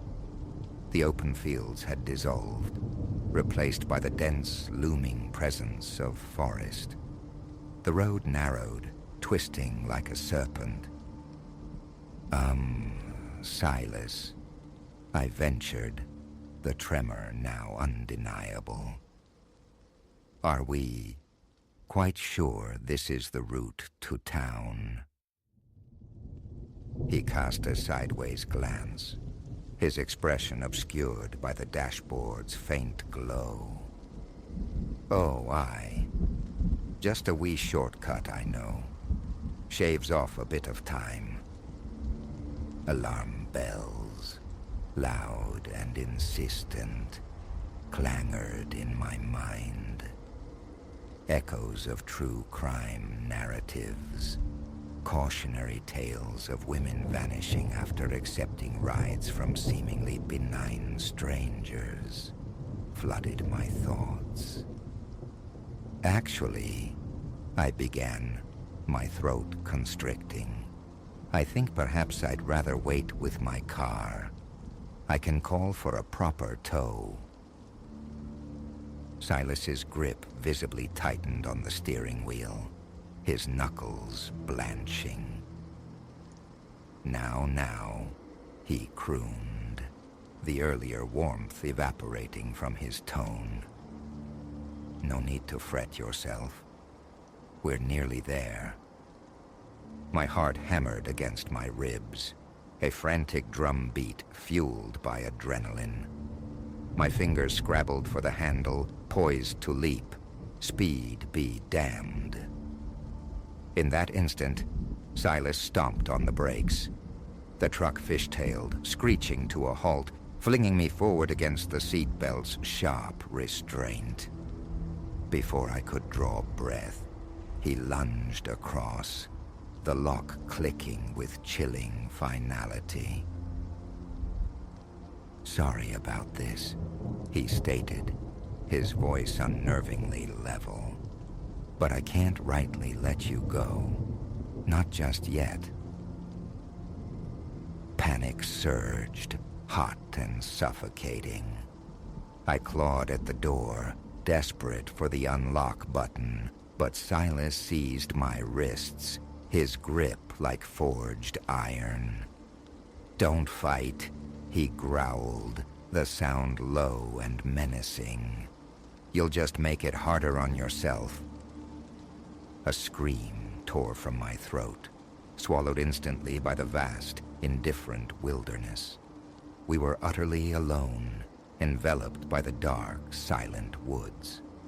Silas restarted the engine, steering the truck deeper into the arboreal gloom. I sat rigid, paralyzed by terror, my imagination painting horrific futures. After an eternity compressed into mere minutes, we jolted to a stop before a small, dilapidated cabin. The headlights carved its decaying porch from the darkness, revealing rotting timbers and peeling paint. Silas exited, circling to my side. He wrenched the door open, seized my arm, and hauled me out. My attempts at resistance were feeble against his brute strength. Please, I sobbed, tears tracing hot paths down my cheeks. Please just let me go. Don't do this. I won't tell anyone, I promise. He dragged me onward, deaf to my pleas.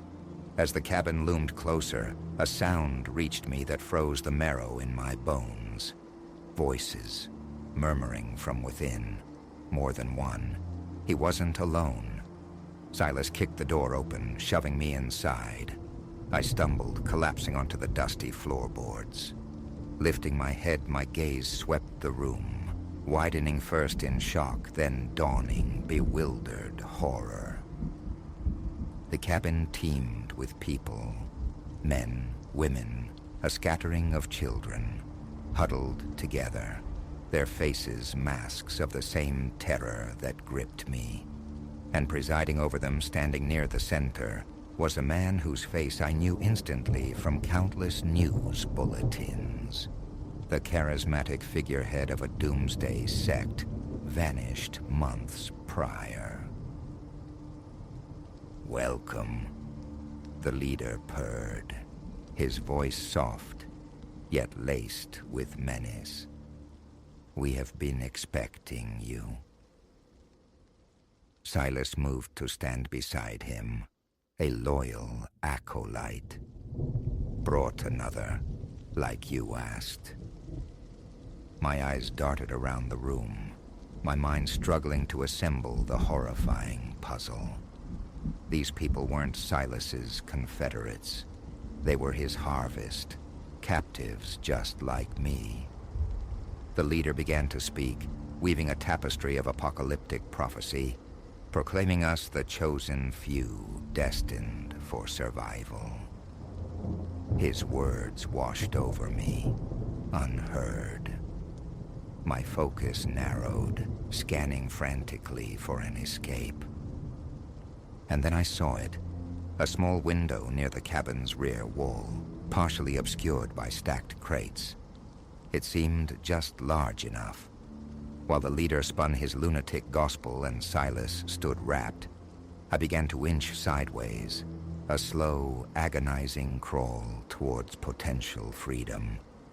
The other captives tracked my movement, their eyes wide, mirroring a desperate blend of fear and nascent hope. I reached the window, fingers fumbling with the latch. Rusted solid. It wouldn't yield. A frantic glance back confirmed the leader, and Silas remained oblivious, lost in their sermon. Summoning a surge of adrenaline-fueled strength, I forced the latch. The shriek of protesting wood echoed through the suddenly silent cabin. Every head snapped towards me. "Stop her!" the leader roared. Too late. I was already scrambling through the opening, tumbling gracelessly onto the cool earth outside. I lurched to my feet, plunging blindly into the embracing darkness of the forest. Branches lashed my face. Unseen roots tripped my feet. But I ran. Shouts and the heavy thud of pursuit echoed behind me. I ran, lungs burning, legs screaming, propelled solely by terror. How long I fled, I cannot say. Minutes bled into an hour, perhaps more. Gradually the sounds of pursuit dwindled, absorbed by the forest's nocturnal symphony. I slowed, breath tearing through my lungs in ragged gasps. Lost, disoriented, directionless, I knew only that stopping was not an option. As the first tentative fingers of dawn probed the canopy, a sound reached me. Beautiful, mundane, miraculous. The distant rumble of traffic. Hope surged. I stumbled towards the sound, eventually breaking through the tree line onto the shoulder of a highway. A passing trucker, his rig immense against the pale sky, saw me. He stopped. He called the police. Huddled in the warmth of his cab, waiting, the enormity of the night crashed down upon me. I shattered, dissolving into uncontrollable sobs. The days that followed were a blur of police statements and the slow, painful work of processing the trauma. The full narrative emerged. Silas, the seemingly kind farmer, had been systematically luring stranded travelers into the cult's clutches for months. The raid on the cabin freed the others, bringing Silas and the leader to justice. Escape was my fortune, but the ordeal left an indelible mark. Caution became my watchword, a constant awareness of the darkness that can hide behind a friendly smile. Yet paradoxically, it also unearthed a resilience within me, a strength I never knew I possessed until survival demanded it. Now the sight of a disabled vehicle by the roadside evokes a complex internal conflict, the ingrained instinct to help warring with the visceral memory of that night. I make the call, Police, roadside assistance, offering aid from a necessary distance. I cannot simply drive past, but neither can I risk proximity again. For I learned in the deepest shadows of the woods that sometimes the hand offered in help holds the deadliest threat.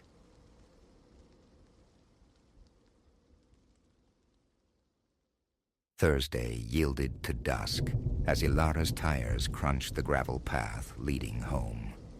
Her sanctuary, a modest structure swallowed by dense woods miles from Ashford Creek, promised solitude, a self-imposed exile she cherished. Weeks might dissolve without glimpsing another human face, a tranquility deliberately sought. But that evening, the profound stillness shattered. There it squatted, an incongruous metal carcass violating her driveway's solitude. A pickup, ancient and ravaged, its paint blistered by rust, bumper clinging precariously. Headlights dark, cabin vacant, utterly foreign. Ilara idled, engine a low thrum against the sudden tension. Perhaps a breakdown, a motorist seeking aid. Yet the isolation argued against it. Why here? Killing the engine, keys clutched like a talisman, she stepped out. The air hung heavy, expectant. Around her the woods stood sentinel, their leafy depths unnervingly silent, save for the whisper of unseen things. Her gaze snagged repeatedly on the derelict vehicle. Curiosity warred with apprehension. Closer, the truck revealed its squalor. Through grimy, rolled-up windows, a blizzard of papers on the dash, constellations of empty soda cans littering the passenger footwell. Someone lived in this wreck. Then the stench, a miasma of decay, stale food mingling with unwashed bodies, recoiled her. A hand flew to her nose. She rapped knuckles against the hood, the sound absorbed by the oppressive quiet. Silence answered. A second, harder knock. Still nothing. A prickling unease crawled up her spine. Her eyes scanned the tree line bordering her property, where shadows pooled like ink. A conviction formed. She was observed. She turned towards the refuge of her house, a desperate urge to bolt the door rising within her. A dry snap. Leaves underfoot. Head whipping around, she peered into the gloom. Nothing. Then, movement. 3 silhouettes detaching themselves from the umbra of the trees. They offered no sound, no gesture, simply materializing at the edge of her world, their attention fixed solely upon her. Ilara's heart hammered against her ribs. Her palms grew slick. Keys bit into her flesh. They stood between her and sanctuary. Retreat to the car? Would they intercept? Drawing a ragged breath, she forced steadiness into her voice. "Can I offer assistance?" The words dissipated, unanswered. They remained statuesque, expectant. In the fading light, features were indistinct, yet their collective presence radiated menace. One, taller, broader than the others, occupied the center. Their stares were unnervingly direct. She edged backward, gaze locked on them. The tall one advanced a single step. Ilara froze. He lifted an arm, index finger extending, first towards her, then deliberately towards the house. An unspoken command. Every nerve screamed defiance, warning against turning her back, against entering that house under their watch. Her eyes flickered towards her car. Before the thought could solidify, the hand lowered. As one, the trio began to walk towards her. Instinct took over. She whirled, sprinting for the car, keys fumbling against the lock. The click echoed as she threw herself inside, slamming the door, thumb jabbing the lock button just as their shapes loomed at the driveway's edge. Ignition caught. Engine roared. She slammed the gear shift into reverse, tires spitting gravel, eyes darting between the rearview mirror and the receding figures. They didn't pursue. They simply stood, impassive, watching her frantic escape. She didn't pause, didn't question, just drove. Blind impulse propelling her towards the distant lights of Ashford Creek. In the sterile brightness of a gas station lot, trembling fingers dialed the sheriff's department. Deputy Miller arrived, listened with professional patience, then followed her back down the winding, shadowed road.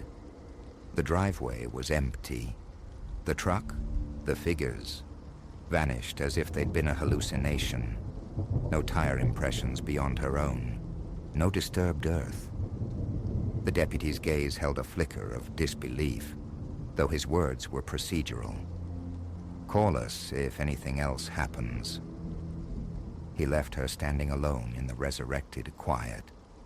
Sleep was impossible. Every creak of the old house, every rustle in the woods beyond, sent jolts of adrenaline through her.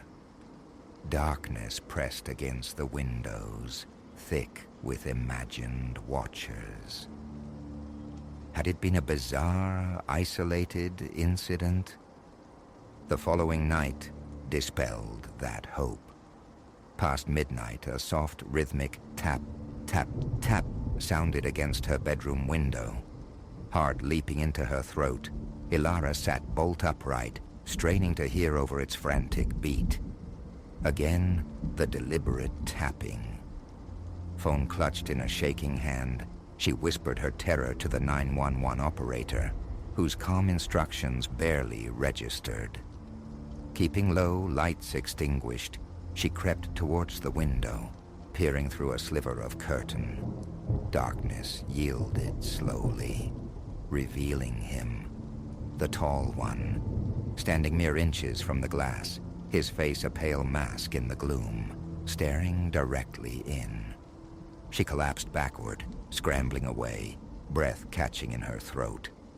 The tapping resumed, insistent, knowing. Time stretched into an elastic agony as she huddled on the floor, phone pressed to her ear, waiting. Finally, the distant wail of sirens grew, culminating in the strobe of blue and red light painting the room. She flung the front door open as Deputy Miller emerged from his cruiser. He followed her gaze to the window, but the space outside was empty once more. His search yielded nothing. "Probably kids, ma'am," he offered, the explanation feeling thin, inadequate. But it wasn't kids. The nightly visitations became a horrifying ritual. The crunch of gravel, muted whispers just beyond the walls, footfalls circling the house, each time a frantic call. Each time Miller arrived to find only emptiness and Ilara, increasingly frayed. For a week, this siege continued. Then one night, silence. Profound, unbroken silence. She waited, braced for the familiar sounds, the chilling presence. Nothing. The hours crawled by, marked only by the frantic ticking of her own pulse. Dawn arrived, finding her hollow-eyed but unmolested. Weeks have bled into one another since that last visitation. The truck, the figures, have not reappeared. Yet the quiet feels different now. Fragile, conditional. The certainty of being watched lingers, a cold residue beneath the surface of everyday life. They vanished, but they are not gone. And each night, as darkness reclaims the woods around her small house, Ilara lies awake, listening for the sound that will herald their return.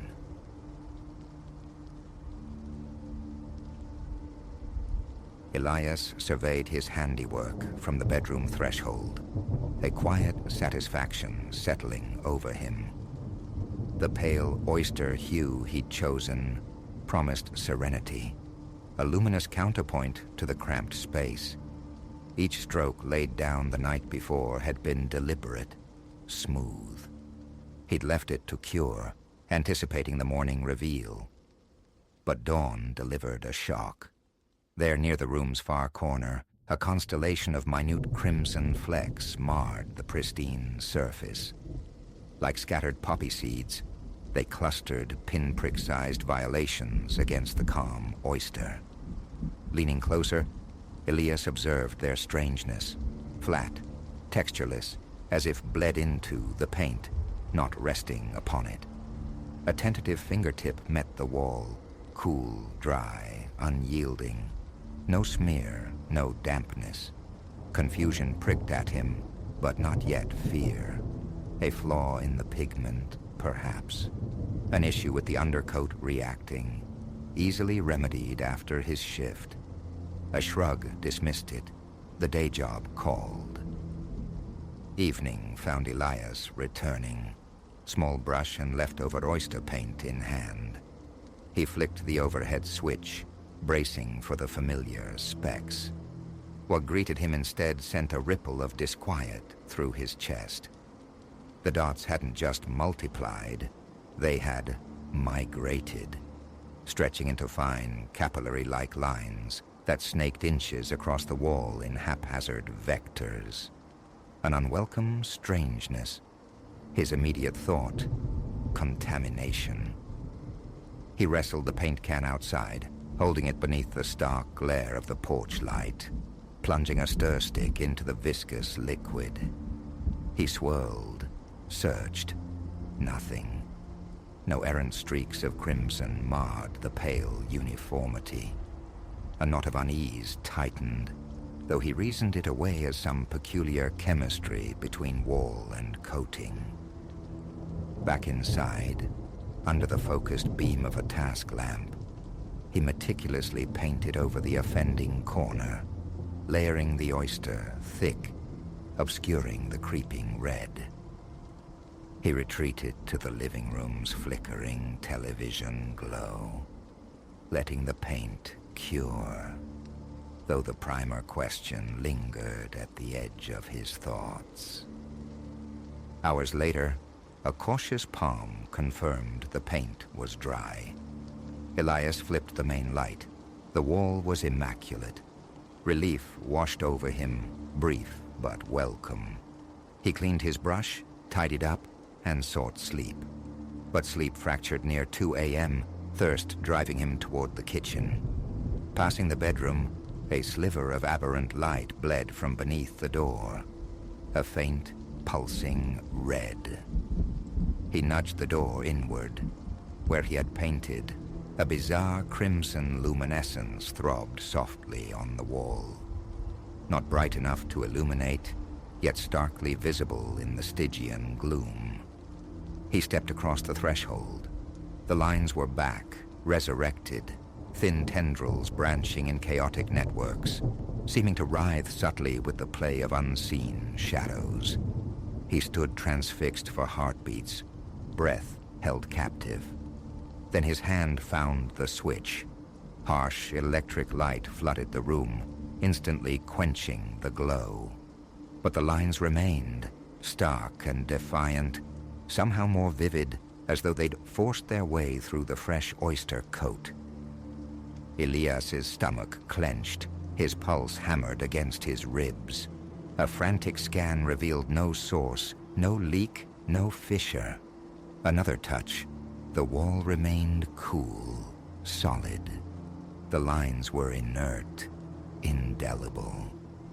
Simply present. Sleep became a hunted thing that night. Elias retreated to the living room couch, the television a meaningless flicker against his rising anxiety. Morning brought a call to the hardware store, a tentative inquiry about phantom red stains. The voice on the other end offered ignorance, then suggestions of mold, perhaps rust bleeding from ancient pipes. When Elias mentioned the nocturnal glow, a pause hung heavy, followed by a dismissive chuckle. He hung up, cheeks burning with frustration and a touch of shame. This demanded escalation. Saturday became a campaign. He returned from the store armed with new weapons, a different brand of primer, a premium top coat, the best rollers. The bedroom walls submitted to his meticulous preparations, sanding smooth, wiping clean, surrendering to the careful application of the new primer. As it dried, Elias paced, watching, waiting for the insidious red to reappear. Nothing. The sharp, clean scent of chemicals filled the air. That evening he rolled on the expensive new paint, a final hopeful barrier against whatever lurked beneath. He worked relentlessly, pushing back the shadows until the room gleamed, flawless under the overhead light. A fragile sense of accomplishment flickered. He cracked the window, letting the night air mingle with the fumes, and retreated, leaving the fresh coat to its overnight vigil. Midnight found Elias stretched taut on the couch, the bedroom door a sealed boundary he dared not cross yet. The house murmured around him, steeped in the lingering tang of fresh paint. Sleep, when it finally claimed him, offered no respite. He dreamt of constriction, of the oyster walls pressing inward, the scent of solvent thick and suffocating, a crushing weight upon his chest. He jolted awake, gasping, slick with cold sweat, his heart a frantic drum against his ribs. Silence pulsed in the hallway. He rose, a ghost in his own home, creeping toward the forbidden door. The knob turned with agonizing slowness. He peered inside. Darkness yielded first, then the sickening recognition. The lines had returned. Not just returned, they had conquered. They sprawled across the wall, intricate, invasive webs reaching, questing towards the ceiling, bolder, more defined than before. His pulse surged, a painful thud in his throat. He fumbled the window open, letting pallid moonlight spill across the floor. Along certain segments of the crimson network, a faint internal luminescence pulsed. Nausea churned. Driven by a desperate need for answers, he retrieved a paint scraper from his toolbox. He pressed the blade to a small section, scraping tentatively. Oyster flakes yielded, revealing the primer beneath, marred by the same red tracery. He applied more pressure, gouging deeper, past the primer to the original layer he'd painted over days ago. The lines persisted there too, embedded, ancient. He straightened, rigid with a confusion that bordered on terror. This wasn't a stain, it was an intrusion. Something forcing its way outward from the very bones of the house. He backed away, slammed the door shut, the intricate red patterns burning behind his eyelids. The room felt tainted, hostile. Clutching a water bottle like a talisman, Elias paced the confines of his living room. The thought of calling a professional surfaced, then sank under the weight of explaining the inexplicable glow. How could he voice such madness without sounding unhinged? The subsequent days bled into a gray continuum of worsening dread. Sleep offered only nightmares of suffocating pressure, of walls inching closer, leaving him drenched and trembling upon waking. Ignoring the bedroom became impossible. The lines thickened, grew audacious, their tendrils creeping across new territory. In the dark, the faint, malevolent glow persisted, a sight that sent his pulse skittering and his hands shaking. The very air in that room felt dense, watchful. One evening, desperation drove him to try bleach. Gloved and masked against the acrid fumes, window flung wide, he scrubbed furiously at a patch of the encroaching red. The bleach streamed down, impotent. The stain held fast, mocking his efforts. He threw the rag down, eyes stinging, shoulders aching with tension. Nights later, a new horror. A faint, rhythmic clicking emanated from the sealed room. Elias crept to the door, easing it open a hair's breadth. Within, the walls pulsed with crimson light, the lines seeming to throb in time with the delicate tapping. It persisted for several seconds, then abruptly ceased. He stood frozen, heart hammering, knees weak. Flipping the main light extinguished the glow, but left the lines starkly visible. A tentative knuckle rap against the plaster returned only a solid, mundane thud. He retreated once more, the silence now more unnerving than the sound. The nightmares intensified, evolving. Now the red dripped, viscous, threatening to touch his skin, the pressure on his chest becoming a physical agony that mirrored sleep paralysis. He resolved to make one final stand. This time no expense spared. Industrial-grade sealant, the most opaque, highest-quality paint money could buy, new rollers, meticulous care.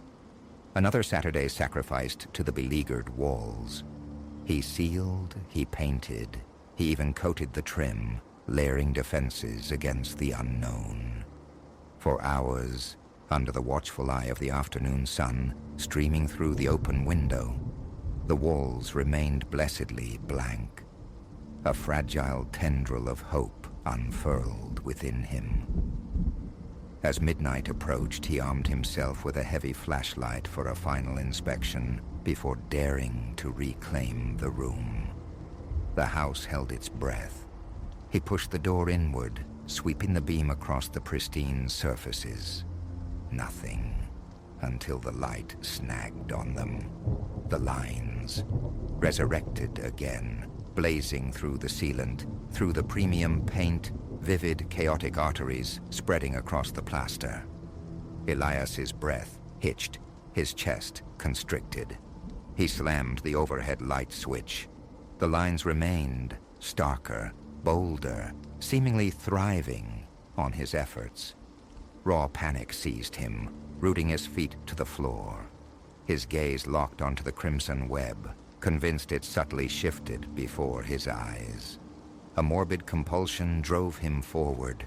He reached out, pressing his palm flat against one of the thickest lines near the corner. Warmth. A distinct, unnatural warmth radiated into his skin. He recoiled as if burned, a choked gasp escaping his throat. Stumbling backward, snatching the flashlight, he killed the overhead light and fled, slamming the door shut behind him. He leaned against the wood, breath tearing through him, his shirt plastered to his back, the frantic drumming of his own heart echoing in the sudden silence. Staying became untenable. Elias locked the bedroom door, sealing the frame with wide strips of packing tape, a flimsy ward against the encroaching unknown. The couch remained his refuge, though sleep brought only replays of the suffocating dream, leaving him gasping awake, body aching as if from a physical struggle. Exhaustion became his constant companion. Days blurred. He'd crack the taped door occasionally, a horrified pilgrim peeking at a cursed shrine. The lines were always there, pulsing faintly in the gloom. The house itself began to feel oppressive. He started taking long, aimless drives after work, eating cheap takeout in his car, delaying the moment he had to cross his own threshold. Entering felt like wading into deeper water. A glance toward the taped door sent tremors through his hands. The faint ticking returned intermittently at night. His appetite vanished. Weeks curdled into a month of this frayed existence before Elias admitted defeat. He needed help. He left a terse message for a general contractor, mentioning only persistent wall staining, deliberately omitting the glow, the warmth, the life in those lines, terrified of disbelief. Now he waits for a call that hasn't come. He recounts this now from the sagging couch cushions, gaze snagging constantly on the hallway, on the taped boundary of the forbidden room. His breath comes shallow. A nervous energy thrums in his legs. Relaxation is a foreign country. Avoidance is unsustainable. Yet contemplating those relentless marks, their insistence on pushing through every barrier, knots his stomach brutally. What are they doing in there now? Spreading, crawling across the ceiling, burrowing beneath the floorboards. He shoves the thoughts away. He waits. Sleep remains elusive, rationed in meager 3 or 4 hour increments. His eyelids burn. A permanent stiffness resides in his neck. The house itself feels contractile. Sometimes standing out in the yard at night, he stares up at the bedroom window, catching faint, ruddy flickers behind the curtains. His chest tightens. A leaden weakness invades his limbs. The swiftness of his descent into this powerlessness within his own home is staggering. He speaks this story into the quiet air, perhaps hoping the telling might exorcise some of the dread. A soft sound begins nearby, seemingly from within the hallway wall. A steady, deliberate tap, tap, tapping. It pauses, resumes. Elias's heart kicks against his ribs. A fine sheen of sweat beads on his forehead. He wipes his damp palms reflexively on his jeans. Trapped. He cannot enter that room, yet he cannot ignore its presence. He is suspended in waiting. There's no smell, no mold, no decay, just this pervasive weight in the air, a pressure felt with every breath, a visceral wrongness that clings to him. His mind spins uselessly. Will the contractor find rot, faulty wiring, leaking pipes? Or will they find nothing, leaving him alone with this impossible truth? How long can this go on? All he knows is that every attempt to erase the marks was met with defiance. They returned stronger, brighter, spreading their crimson geography, glowing with faint, watchful light. He sees them when he closes his eyes. He feels their pressure when he lies down. Safety is an illusion here. This house, his home, feels alien, threatening. That is the deepest cut. He sits, coiled tight with tension, restless, waiting for a solution, any solution, while hoping the walls don't finally succeed in closing in tonight.